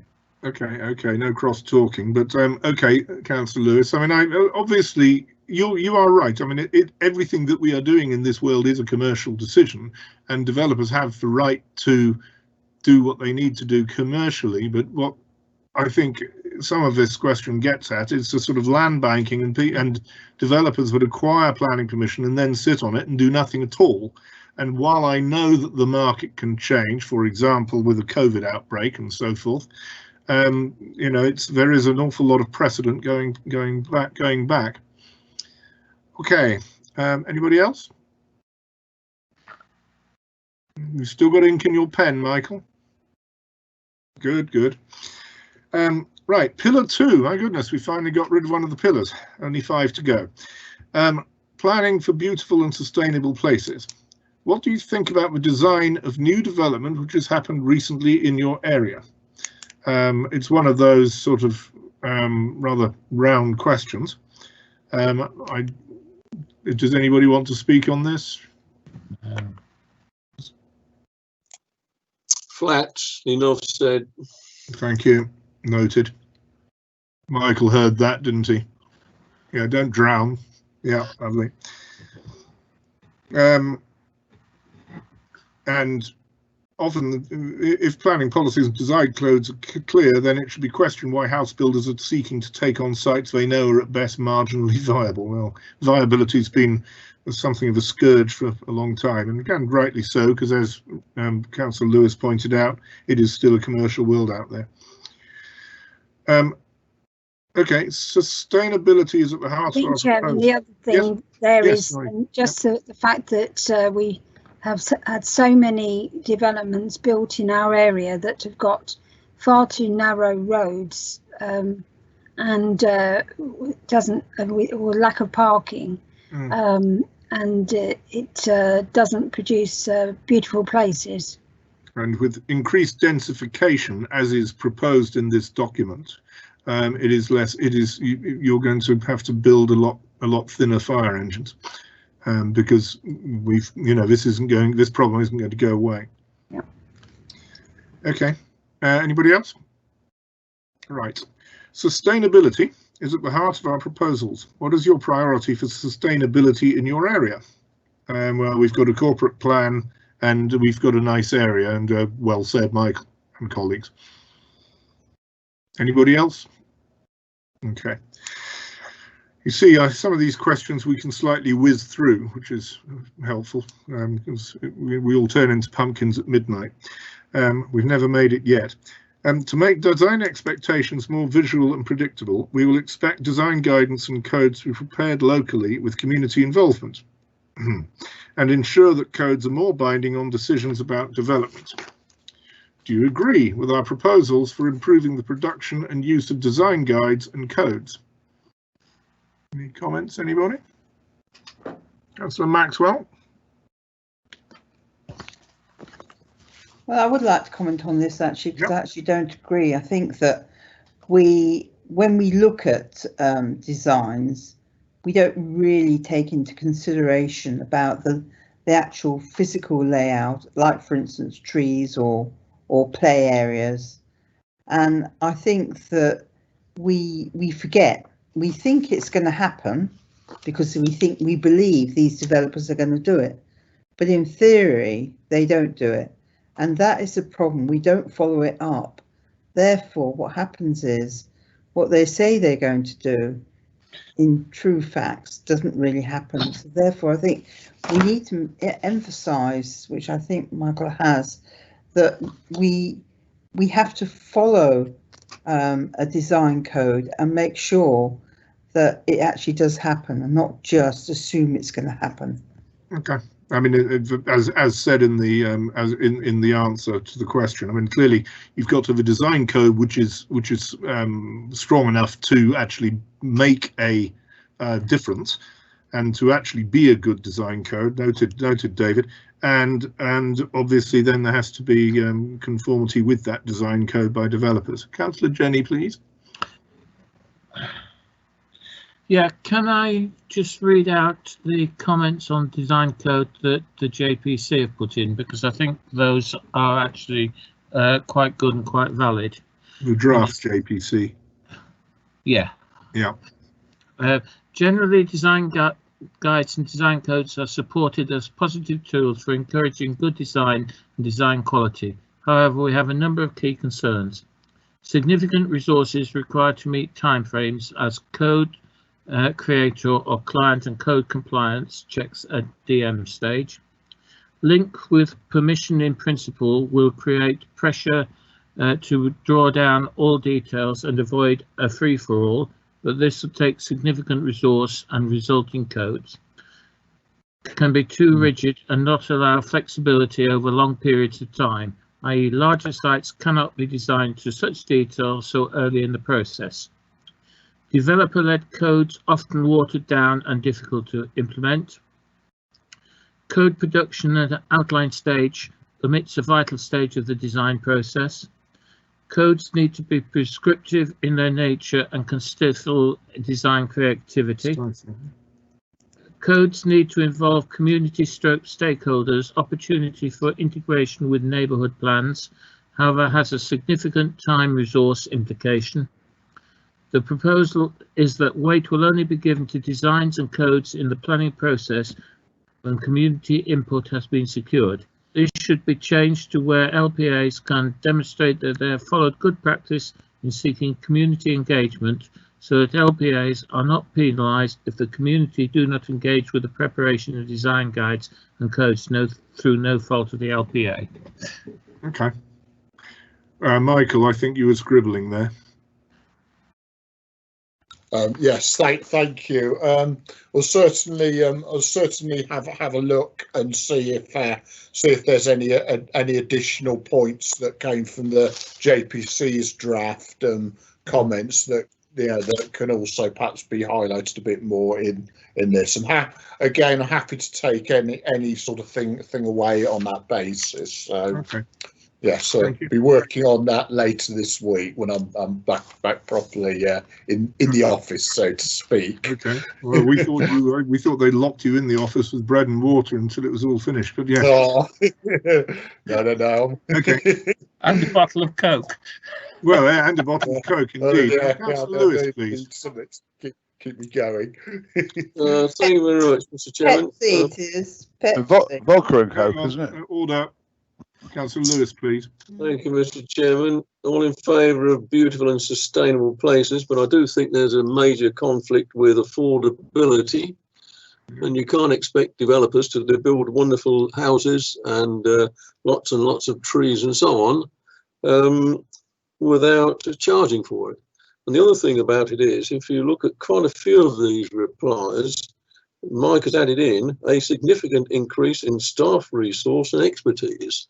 And I think if you added up all of those we've got so far, you'd probably be doubling the department. And I think there's an overall comment, because if that's passed on to the general public, it's going to be quite a significant increase in all planning fees, I would have thought. Yeah, I mean, of course, we can all. The problem is always going to be how much can you fit in the pot, and yeah, if you want everything is. Councillor Jenny, you're looking agonised.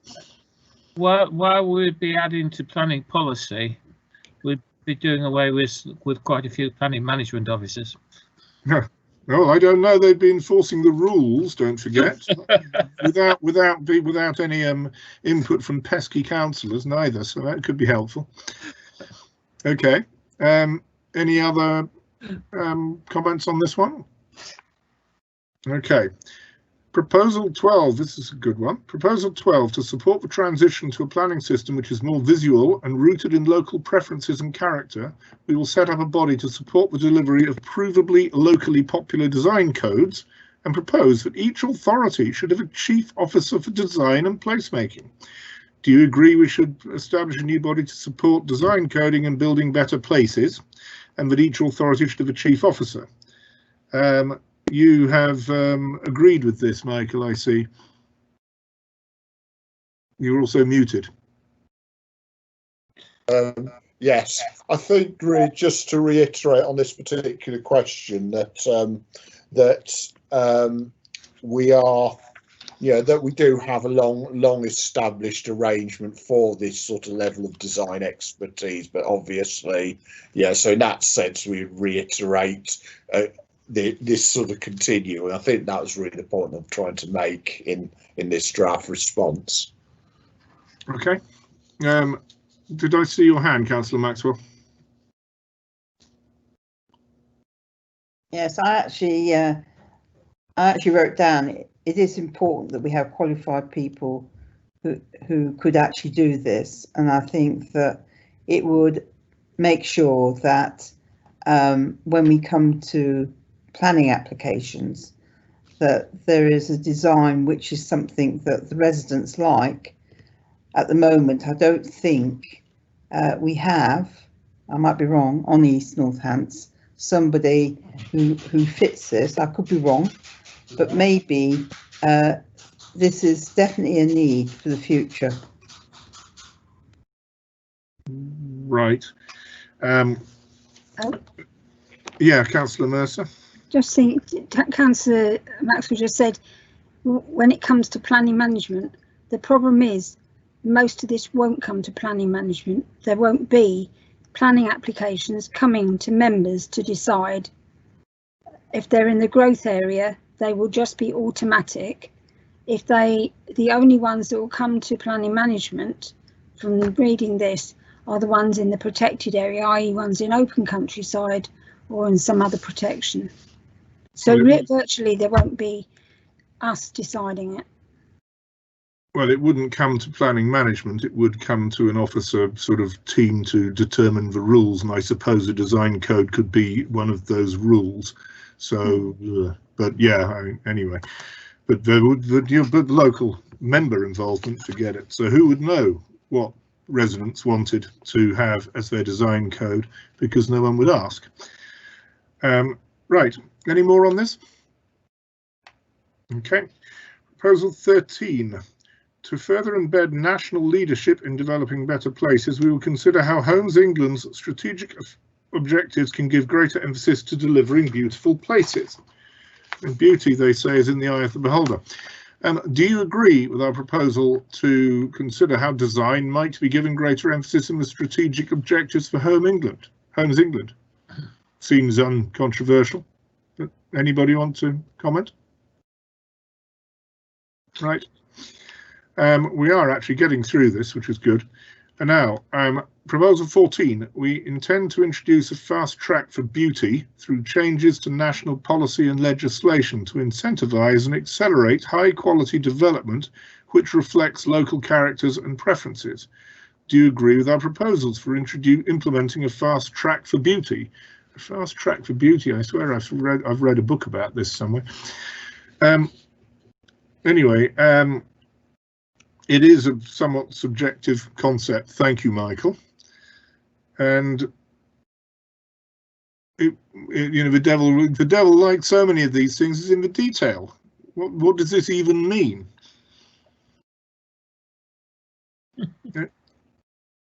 Anybody want to comment? Councillor Maxwell, relying on you. Well, I think what it's trying to say basically that when you have developments, they've got to be pleasing developments, not developments which we're not looking about this year. We're talking about 10, 20, 30, 40, 50 years time. That whatever decisions we actually make now, that they've got to be eye-catching. They've got to be something which people feel comfortable with. And we have to move with the times. So I think what it's trying to say here is that having a policy in place would ensure that this actually happened, whether it be not necessarily fast tracked, but I think that we have to understand that it's not now, it's the future we're looking at. I don't think anybody's against beautiful development, of course not, but there are so many other pressures on development through this white paper, such as densification, such as the total changes to the way that local representatives are consulted, or if at all, that it is very difficult to see how this can be, this sort of beauty idea can be done with far more housing delivery and reflecting local character and preferences when you haven't actually asked for local residents about it. So it will be interesting. Anyway, any other comments on this?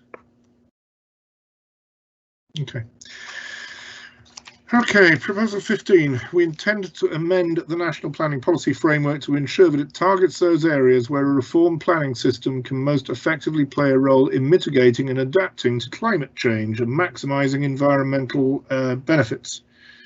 It is noted that changes to the planning system should in turn entail amendments to the NPPF. This is necessary to ensure that legislation and national policy are in alignment, including with reference to climate change and the natural environment. Okay, again, I don't think there is a heck of a lot we can add to that, unless anybody wishes to. Okay. We intend to design a quicker, simpler framework for assessing environmental impacts and enhancement opportunities that speed up the process while protecting and enhancing the most valuable and important habitats and species in England, remembering that it's devolved in Scotland and Wales and Northern Ireland. Yeah. Okay. Any comments? Yes, Councillor Jenny. Well, environmental issues normally take about a year to sort out, depending on when you actually start it, because if you've got to go and check for birds' nests and bats and great crested newts and God knows what, and you don't get your timing absolutely right, the whole development goes back a year. I wonder if they've talked to the water authorities on this sort of thing, and the electricity boards. All of that is outside of the scope of the local planning authority in timing and heaven knows what. And, you know, if it just won't happen. Well, the other thing about that issue, Councillor, is that we are in the moment, we are having a very peculiar year, and next year looks like it might be very similar with COVID. So any survey work that you do to protect your great crested newts or you know, frolicking dinosaurs or whatever you have in your backyard will not be accurate, because the COVID situation totally skews any the result of any survey work. But just joking aside, and assuming that next year is be a normal year, you've only got to look at the situation with Western Power, and to the guarantee of new supplies for new developments. It's a very rocky road. Yeah, very true. Councillor Mercer, please. Possibly not on this topic, but that's just made me think about earlier on when we were talking about timing, and you're having, say, 30-week to do a local plan and put all of the items in it. What about all of the consultees, as you said, Natural England and Heritage and all the others that take an absolute age to come back on every single application? But you have to do that consultation. I just don't see how it fits in, those consultees. I think, Michael, certainly the amount of time and consultation that this needs should be put in your answer to that proposal, because to design a quicker, simpler framework sounds most attractive, does it not? But if it's not, if it's totally undeliverable, it's something you probably should flag up. Okay, any more?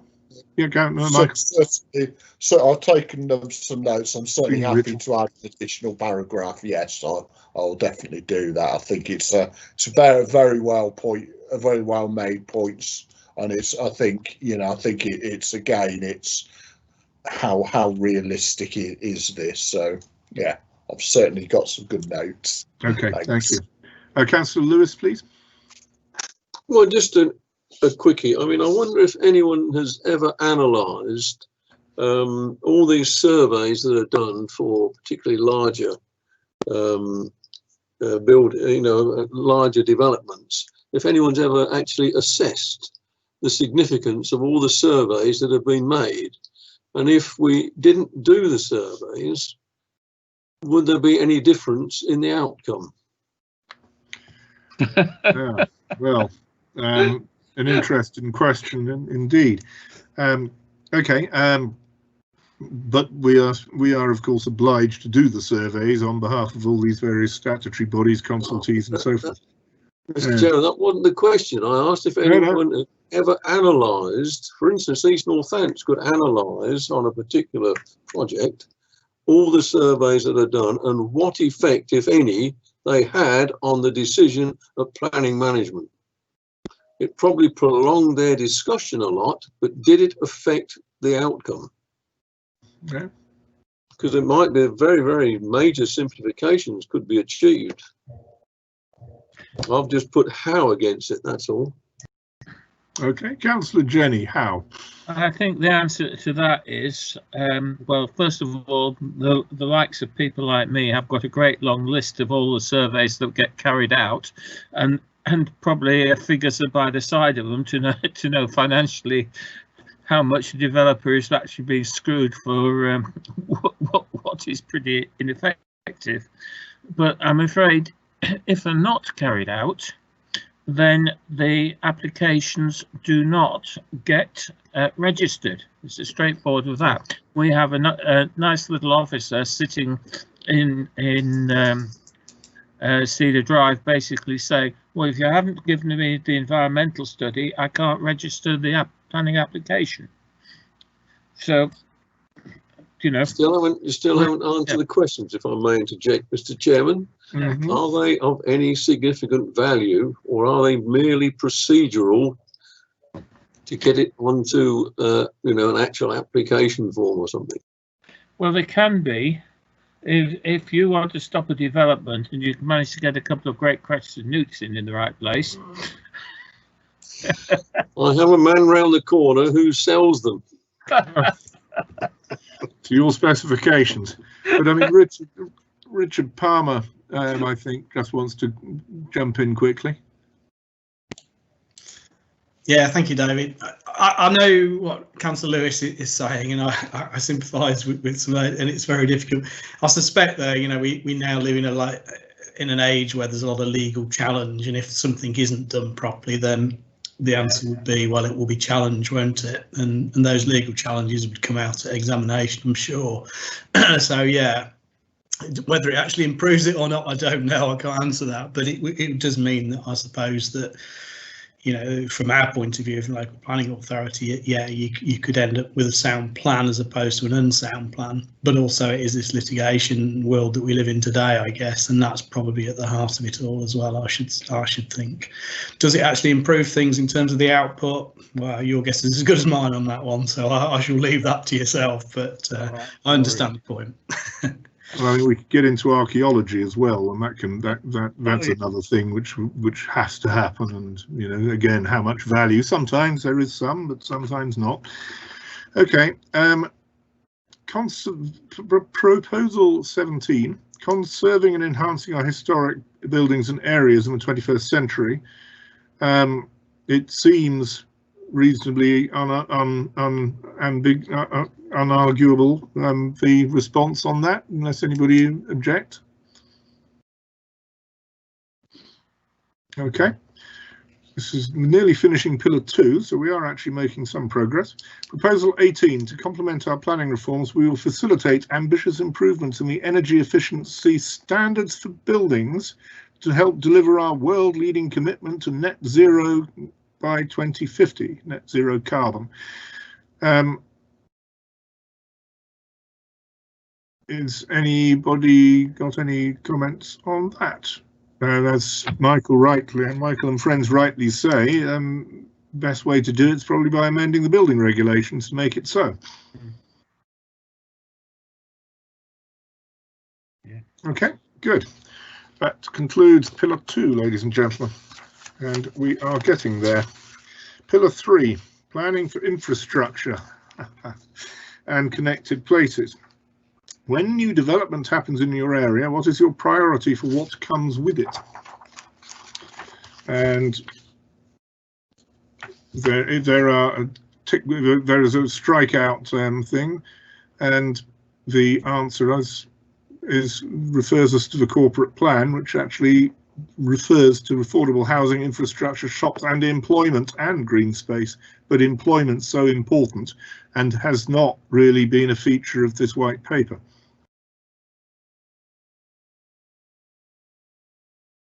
Comments, anybody? Okay. Well done, Michael. Proposal 19, the CIL, the Community Infrastructure Levy, should be reformed to be charged as a fixed proportion of a development value above a threshold with a mandatory nationally set rate or rates and the current system of planning obligations abolished. Music to Councillor Jenny's ears, no doubt. But we are, of course, not a CIL council, we're a 106 council. So proposal 19 questions: should the government replace the community infrastructure levy and section 106 planning obligations with a new consolidated infrastructure levy which is charged as a fixed proportion of development value above a set threshold? Anybody want to comment on that? Councillor Jenny. Thank you, Chairman. Well, some of you will realise that I didn't say anything about that this afternoon. And I could go on for several hours on this subject tonight. I'm not going to. No. I've said it all before, and you all know the arguments by now. It's something that I will push for very, very, very hard, and I'll continue to push for. I didn't accept everything that was actually said on Rushden East this afternoon on those sort of points, but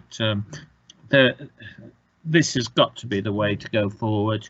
I don't think that. I think, as usual, the devil is in the detail, and I don't think they've quite understood what is actually required. We're getting there, but there's a fair amount more work to be done before this can be fully supported as it is. Okay. Anybody else? Yeah, Councillor Mercer, then Councillor Lewis. I think that, as David said, the devil's in the detail. And in one paragraph, it may have been with this question or one slightly later, it says that it should be paid when the buildings are occupied. Now, that may be possible for certain items, but certainly not for things like schools, roads, health services. And so I think somebody suggested, I think it was maybe in this afternoon, that you have phasing of, or no, maybe it was another meeting, that you should phase the payment of this infrastructure levy when it's needed, because there's no point in having it at a time that the people that move into the houses need the facilities. Okay. Yeah. Okay, Councillor Lewis, please. Thank you, Mr. Chairman. Yes, I've got 2 points, but I've just been thrown off track by Councillor Mercer there, because again, you're asking the developers to stump up a lot of cash which they wouldn't have received. But I accept the point there. But the other thing is, when sills were first mentioned, one reason that a certain town of population 30,000 went down that route was because 25% of the levy would have gone to the parish council as opposed to 15%. And I'd like to see that situation obviously continuing, because that does then give flexibility to the parishes wherever for what's happened on their patch. At the moment, of course, there can be a lot of money generated and it can go somewhere else. Yeah. Okay. Councillor Maxwell.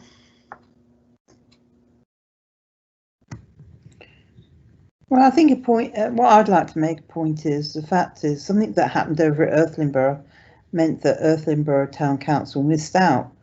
And I think sometimes it's not always clear to councils exactly what they can actually get from a building application and so forth, then therefore they miss out. And I think that's the issue. I think that it's got to be local. I don't think it's got to be, I think more has to go locally rather than go nationally. That's my view. Well, that, Councillor, leads us on to part B of the question, which is, should the infrastructure levy rates be set nationally at a single rate, set nationally at an area specific rate, or set locally? And our answer is locally. And I do not see any dissentient voice on that. Should the infrastructure levy aim to capture the same amount of value overall, or more value, to support greater investment in infrastructure, affordable housing and local communities? And you will see over the page the response. And we are strongly in favour of it being set locally.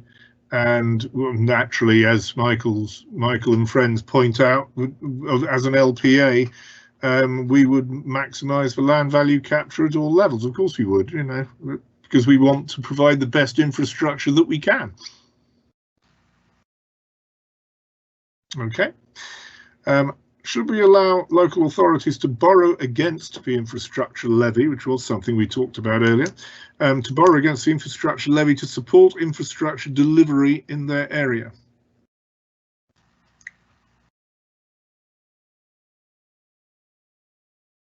Anybody want to talk on this? Councillor Mercer, Councillor Maxwell Senior.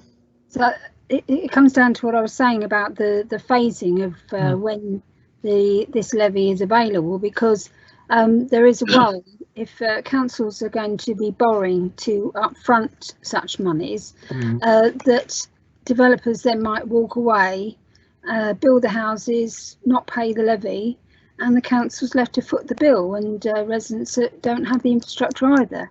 This already happens in a small way, and this is opening the door to it happening in a much bigger way. So there'd have to be some sort of mechanism to reinsure any borrowing that a council did to support the infrastructure levy, you'd suggest? Yes. Well, there needs to be either some sort of bond or something that would mean that the council didn't end up carrying the can. Okay. Anybody else? Councillor Jenny, I think you had your hand up. Yes, I don't like bonds because, quite frankly, whenever a bond needs to be called in, the bondsman disappears very, very rapidly. But there are ways of doing that, and that. But bear in mind, in another place, the government are also trying to stop local authorities investing in commercial properties, etc., etc., etc. So I don't think that is going to be something that the government are going to want us to do. So I do think this one is a little bit of a non-starter, unfortunately. Okay. Councillor Maxwell? Well, I don't think we should be borrowing money for this at all. I think that it's not transparent, and I just think that some developers would get away with it. So I wouldn't agree with this, borrowing money. Okay. Okay. The scope of the infrastructure levy could be extended to capture changes of use through permitted development rights. Do you agree that the scope of the reformed infrastructure levy should capture changes of use through permitted development rights, without going into a discussion about the permitted development rights themselves? And you see the answer.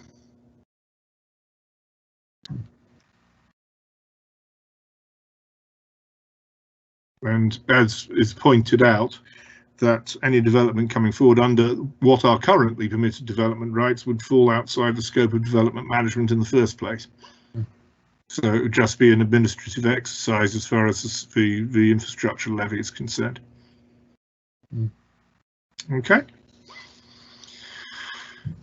Reformed infrastructure levy should deliver affordable housing provision. Proposal 21 questions. Do you agree that we should aim to secure at least the same amount of affordable housing under the infrastructure levy and as much on-site affordable provision as at present?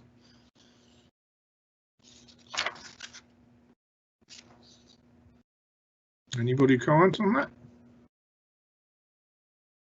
Okay. Oh, Councillor Maxwell, yeah. Well, I was just going to say, I actually agree with Michael's statement there, actually, about the white paper regarding affordable type accommodation. I think that, yeah, I'll just leave it like that. Okay. And there is a comment about numbers rather than a percentage, which is certainly interesting. The delivery of affordable housing should be measured in actual numbers, not proportion of overall affordable housing. Is that, have I got that right, Michael? Yeah, I think it's really, this is just about about sort of, it's alluding to the actual delivery of affordable housing. I mean, if you're talking about 40%, which obviously is 30 or 40%, depending on where we are, it's perhaps, in a way, I think it's alluded to the fact that we monitor on the basis of actual numbers rather than the percentage. The percentage is a policy requirement, but then we're actually concerned about the numbers of units. I think that's really where this point, this sort of sentence is referring to. Okay. Thank you. Councillor Lewis, please. Thank you, Mr. Chairman. Yes, it's just a comment right at the bottom of page 31. Local authorities should strive to maximise affordable housing delivery. That could be a panacea for building more flats, in my opinion. Okay. Well, we are obviously under obligation. Yeah. We're under obligation to deliver a quantum of affordable housing, but I do think, Councillor, you might find some solace in the second paragraph of page 32. Local authorities should continue to deliver a full range of types and tenures of affordable housing in accordance with identified local needs. Probably doesn't get you out of jail completely, but it might be of some assistance. We'll discuss local needs again at some time, no doubt, as we did a long time ago with when we were talking about housing mix and so on. Yes, indeed, and aspiration. Oh dear. Okay. Should affordable housing be secured as in-kind payment towards the infrastructure levy, or as a right to purchase at discounted rates for local authorities? Which is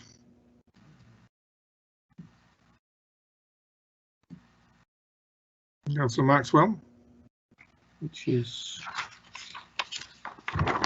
well, I've said no actually, but if we're looking at local authorities discount rates, are we then looking at social housing? Is that what exactly is that what it's meaning?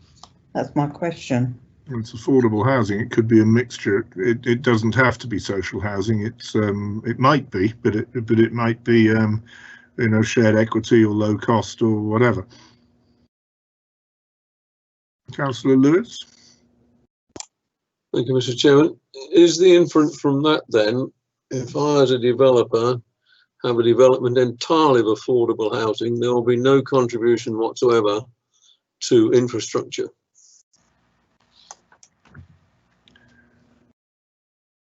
there is that risk. Yeah. As I read this, in-kind payment means nothing. You build the affordable housing that offsets the payments that you would have made. So it will encourage developers not to have a mix of properties, but to go for, you know, stack them high, sell them cheap. Michael, have you got any comment you'd like to make on that? Sorry, Councillor Jenny, I saw you. Well, Councillor Jenny first, then Michael. Can I just give the JPC's response? It should be for local authorities to determine the overall priorities for infrastructure in their area. This would also enable them to be more easily adapt to changing priorities and local needs.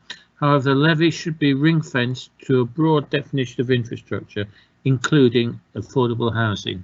The problem with that response, of course, is that we are not a levy area. No, we're not. Michael, did you want to add anything to that? I think I'll just come in really to say that that I think I'll certainly concur with the points expressed that that it does raise a lot of questions, this idea of in-kind payments. I mean, it's again, I think the points have been made previously, the devil's in the detail, and I think simply, and that's why I've said not sure, because we can't see how this could pan out. It could work, but I think, you know, I have to say we've hedged a bit in these comments here, because it raises so many questions. I think members have sort of really reiterated those points. So I mean, I can add, you know, if I've got any particular thoughts on this, but generally I think we just need to flag up some initial thoughts on it, which is what I'm trying to do here. Okay, right. Well, thank you for that. Moving on the same question, if an in-kind delivery approach is taken, should we mitigate against local authority overpayment risk?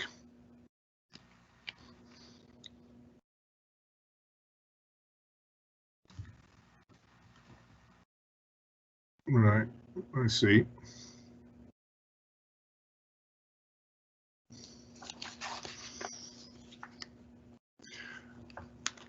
Okay, is everybody happy with that?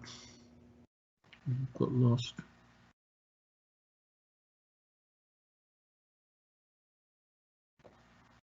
Councillor Jen, are you okay? I've lost my question number. It's question 20. Oh dear, I've lost it. It's it's 24C. 24C. But I'm trying to work with two screens at once. It's not easy. Of course, I know it's difficult.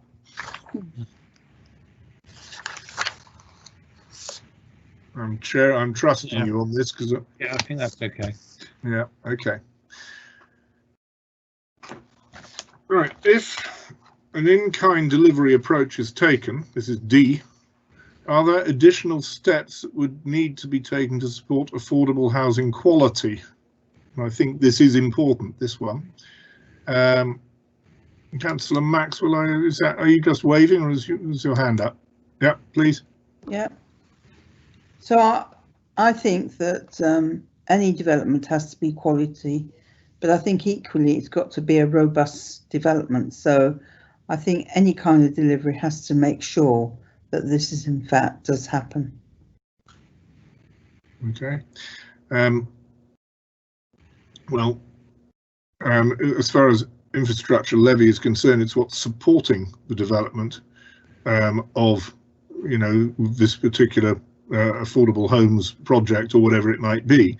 And as you rightly say, the development has to be of a high quality, and it has to ensure a housing mix that is adequate for purpose, and not as Councillor Lewis might allude to, going to the lowest common denominator and having small flats everywhere if there is not an identified need for it. Anyway, any other remarks on that?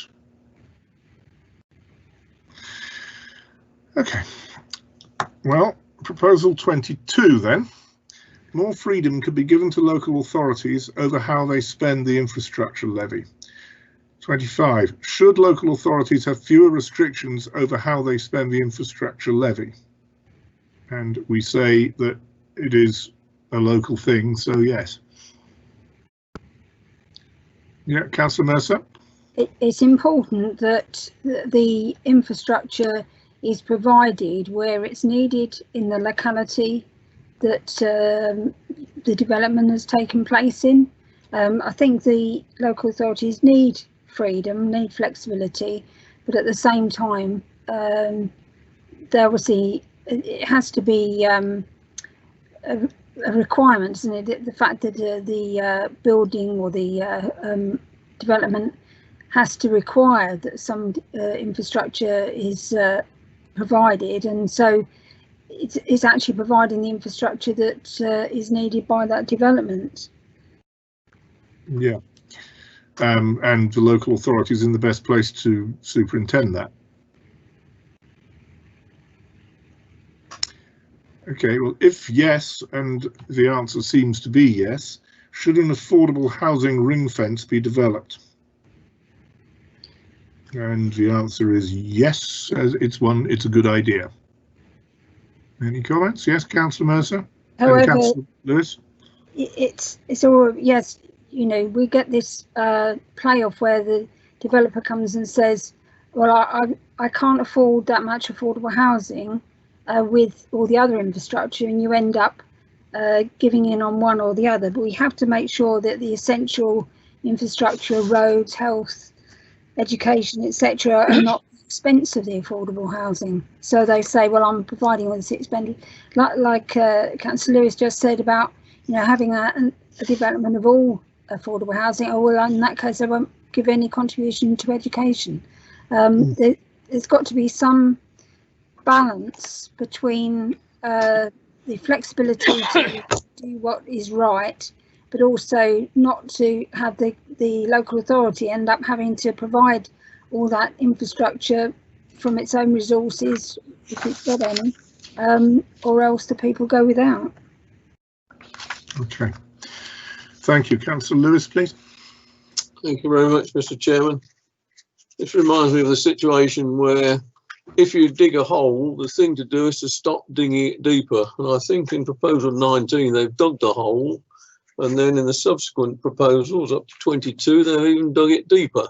The concept being is if you bring something in which is not really very sound, then you have to put in more and more controls in order to sort it out. And I think that's what we've got here. I think they've started off with the wrong concept. Okay. Michael, you've taken note of that. Yeah. Councillor Maxwell, please.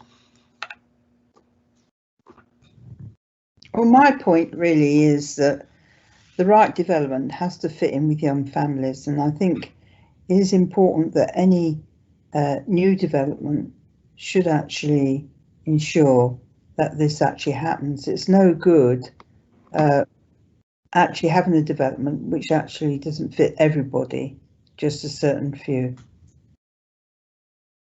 Okay.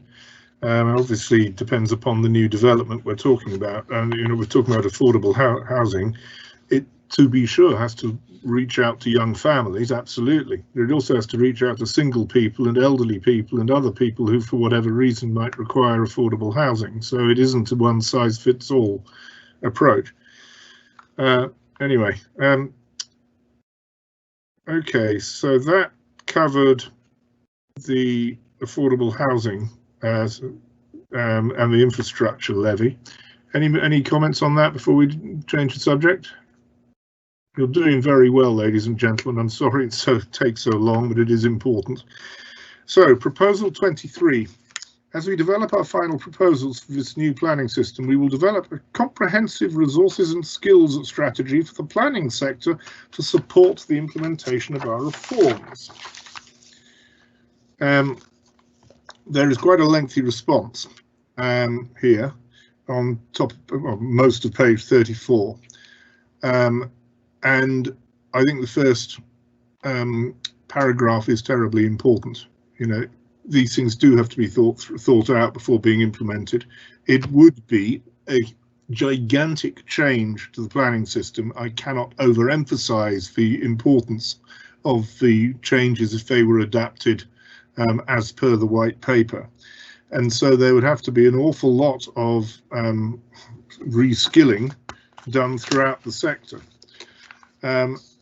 It's, as I say, it is the biggest change for planning if this were to happen since before the Second World War, after which the current system was set up in Local Planning Act, Town and Country Planning Act 1947. So, Councillor Jenny, I think. Yes, might be flippant, but I'm getting fed up.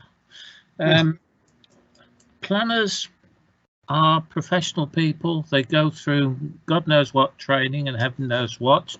They do CPD and everything, and they learn all the requirements, rules and regulations and heaven knows what.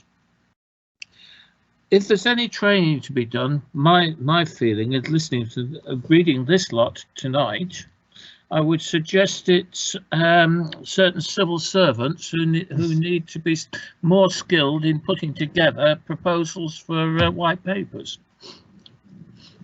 Can we get that one in, Michael? Yeah. Okay, Councillor Mercer. I would second that proposal, but I think also we need to make sure we keep the skills and expertise of councillors.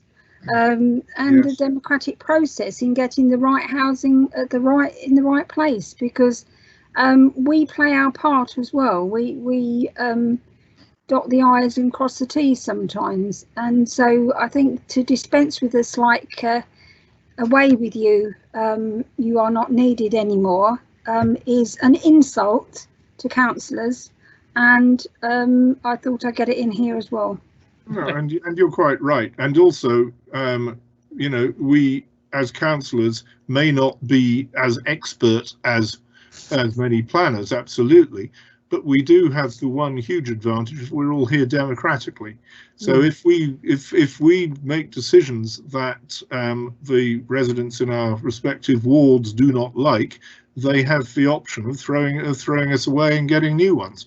And that juxtaposition of officer expertise and permanence and councillor democratic accountability is what makes local government tick.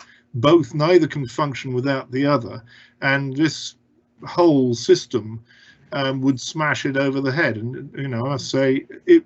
I would strongly agree with Councillor Mercer to make the point of having the partnership between officers and councillors being broken up by the proposals in this white paper.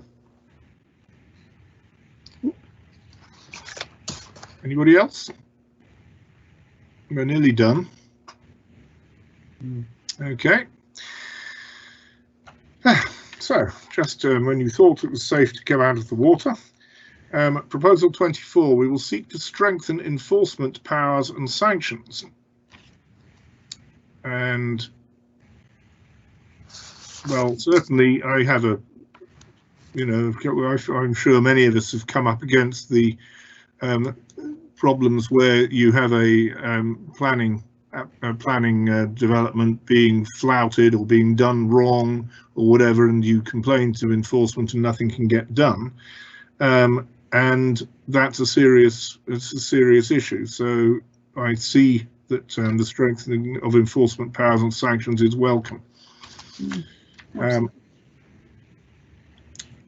Councillor Maxwell, I see your hand. Absolutely. I have to say that unfortunately the developers get away with far too much.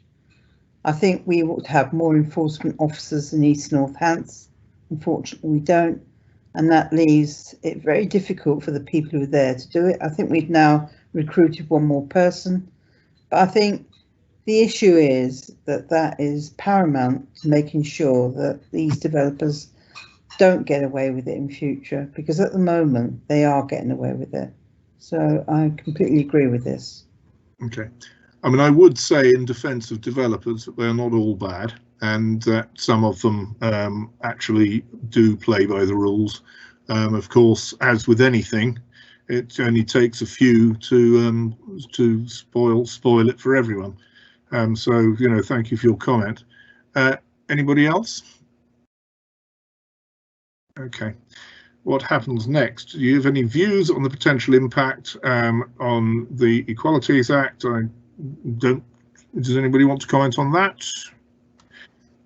Okay, and lastly, and as a summing up, additional comments regarding the white paper as a whole, 3 paragraphs, and yeah, Councillor Lewis.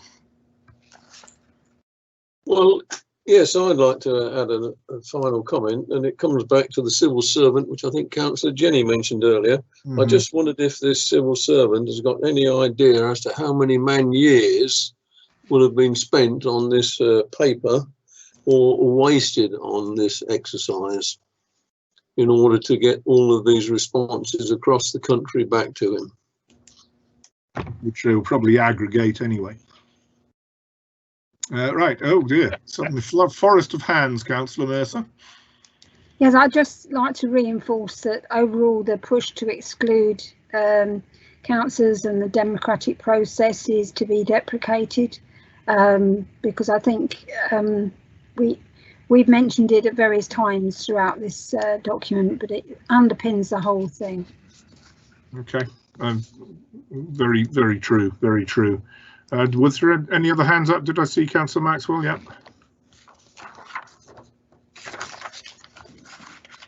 I would like to see the statistics once this actually comes in, to see who actually filled it in and replied to it, and were they local people or was it just each individual council which actually did it. So I'd like to see the statistics be transparent so that we can see who said what? Well, Councillor, it's a nationwide consultation, and the responses, obviously, of this council and of Northamptonshire Council will duly be sent in, plus any individual councillor or member of the public are all perfectly at liberty to send in their comments. I do not think that that there'll be any listing of the names of the people who responded to the consultation. No. It's not normally done. Yeah. No, I'm not saying about names. I'm saying about the evidence. The evidence collected has to be transparent, so we actually know. You could actually say which councils actually sent it in, but individuals, I think, I think that ought to be more transparent, so we know how many people actually did respond to it. I mean, certainly, as far as locally, we have every single submission that was made for the Part 2 district-wide local plan individually tabulated, not necessarily the name of the individual concerned, but every response was tabulated. There were, as members of this committee will remember, thousands and thousands of representations. So yeah, I mean, it's a good point, Michael. I mean, will the government publish responses to the consultation that you know of?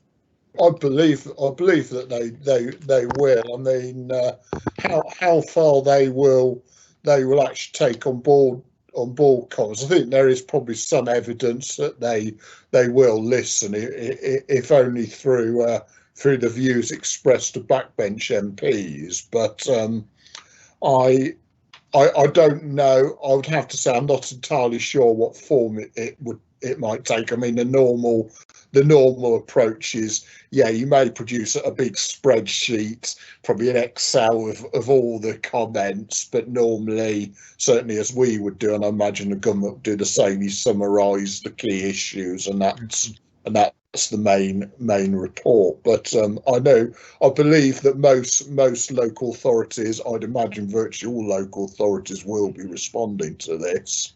And I think many local authorities will all tend to be coming from the same point of view or similar points of view, and but I think I mean it's difficult to know how they are going to actually deal with it, and the time frame that they're going to take to deal with all the feedback. But certainly I would say, members are entirely legal rights, if you wish to respond, as interested individual members of the public as well. So there's no, this is just one response, as the JPC has also prepared a response. So, I think it's important to note we don't necessarily want to be all saying exactly the same thing, but we want our answers to complement one another. I think that's the point that I would highlight. So hopefully we work together, we coordinate our responses so that we will get the best of all worlds, and certainly that's how I've tried to draft this document, and I think the JPC has done much, or the JPDU and the JPC have done much the same. So I'm confident that we'll make a strongest possible case. Okay, well, thank you very much, Michael. All right, well, before we move to the recommendations, is there anybody would like to say anything before we wrap up? Okay, Councillor Boto, please. There's one quick thing, Chair. That was Appendix 2 we've discussed. Are we now to discuss Appendix 1? Just one moment, dear colleague. It's all right. I'm supposed to be humorous, Chair. There isn't an Appendix 1. There's only an Appendix 2. There is. Ah, yes. No, I thought that the plan for the future was Appendix 1. Very good. It's getting late. I know. Okay. So, any other comments about Appendix 3, perhaps? No, thank you. No. Good. Michael. Thanks. Thank you, Mr. Chair. Just say, really, Appendix 1 was attached just to because this is the government's sort of own own publicity leaflet, if you like. I think it's to really illustrate this the way that it's being presented. That's why we've included it. It wasn't really a matter for discussion, but it was there just to say this is the sort of way that the government is presenting proposals. Right. Okay, I think we're there. Okay. Well, thank you, everybody. Oh, Councillor Mercer, yeah. Yeah, just earlier on I mentioned that in the recommendation 14.1 item 2, that if we could say consultation with the head of planning services in consultation with the chair and vice chair. So if everyone's agreeable with that, I'd be happy to propose those 2 items. Okay. Do I have that? Do I have a seconder for that? Councillor Voles, thank you. Or Councillor Jenny? Councillor Voles. All those in favour? Favour. Are there any against? Are there any abstentions?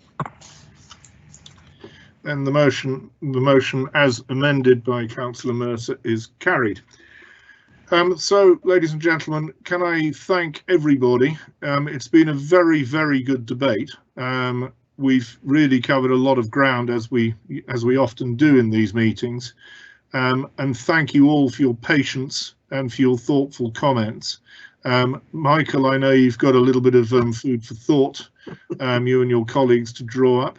And thank you and all your colleagues for all the hard work that's been put in on this, and will continue to be put in.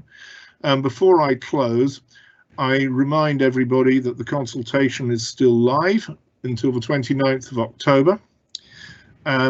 You individually, either as councillors or members of the public, are welcome to respond to the consultation.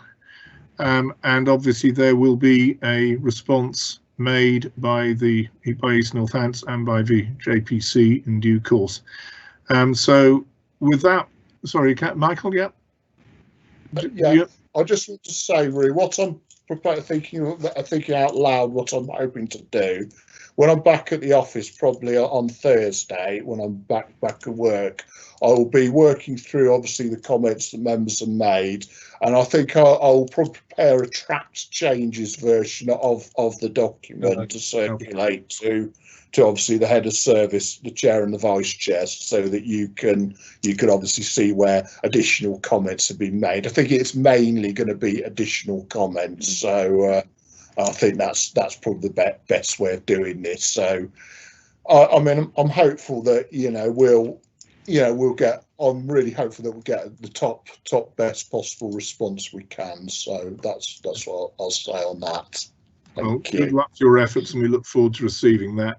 And okay, well, once again, ladies and gentlemen, one and all, and members of the public who've been patiently listening, thank you very much for your attendance, and I declare the meeting closed. Good night. Thank you very much, Mr. Chairman. Good night. Good night. Well done, everybody. And we're now off. We're off live. Well done, Michael. Well done indeed. Don't do it again this year, Michael. Well, it was a good discussion, that, and it's difficult because I don't want to rush it, and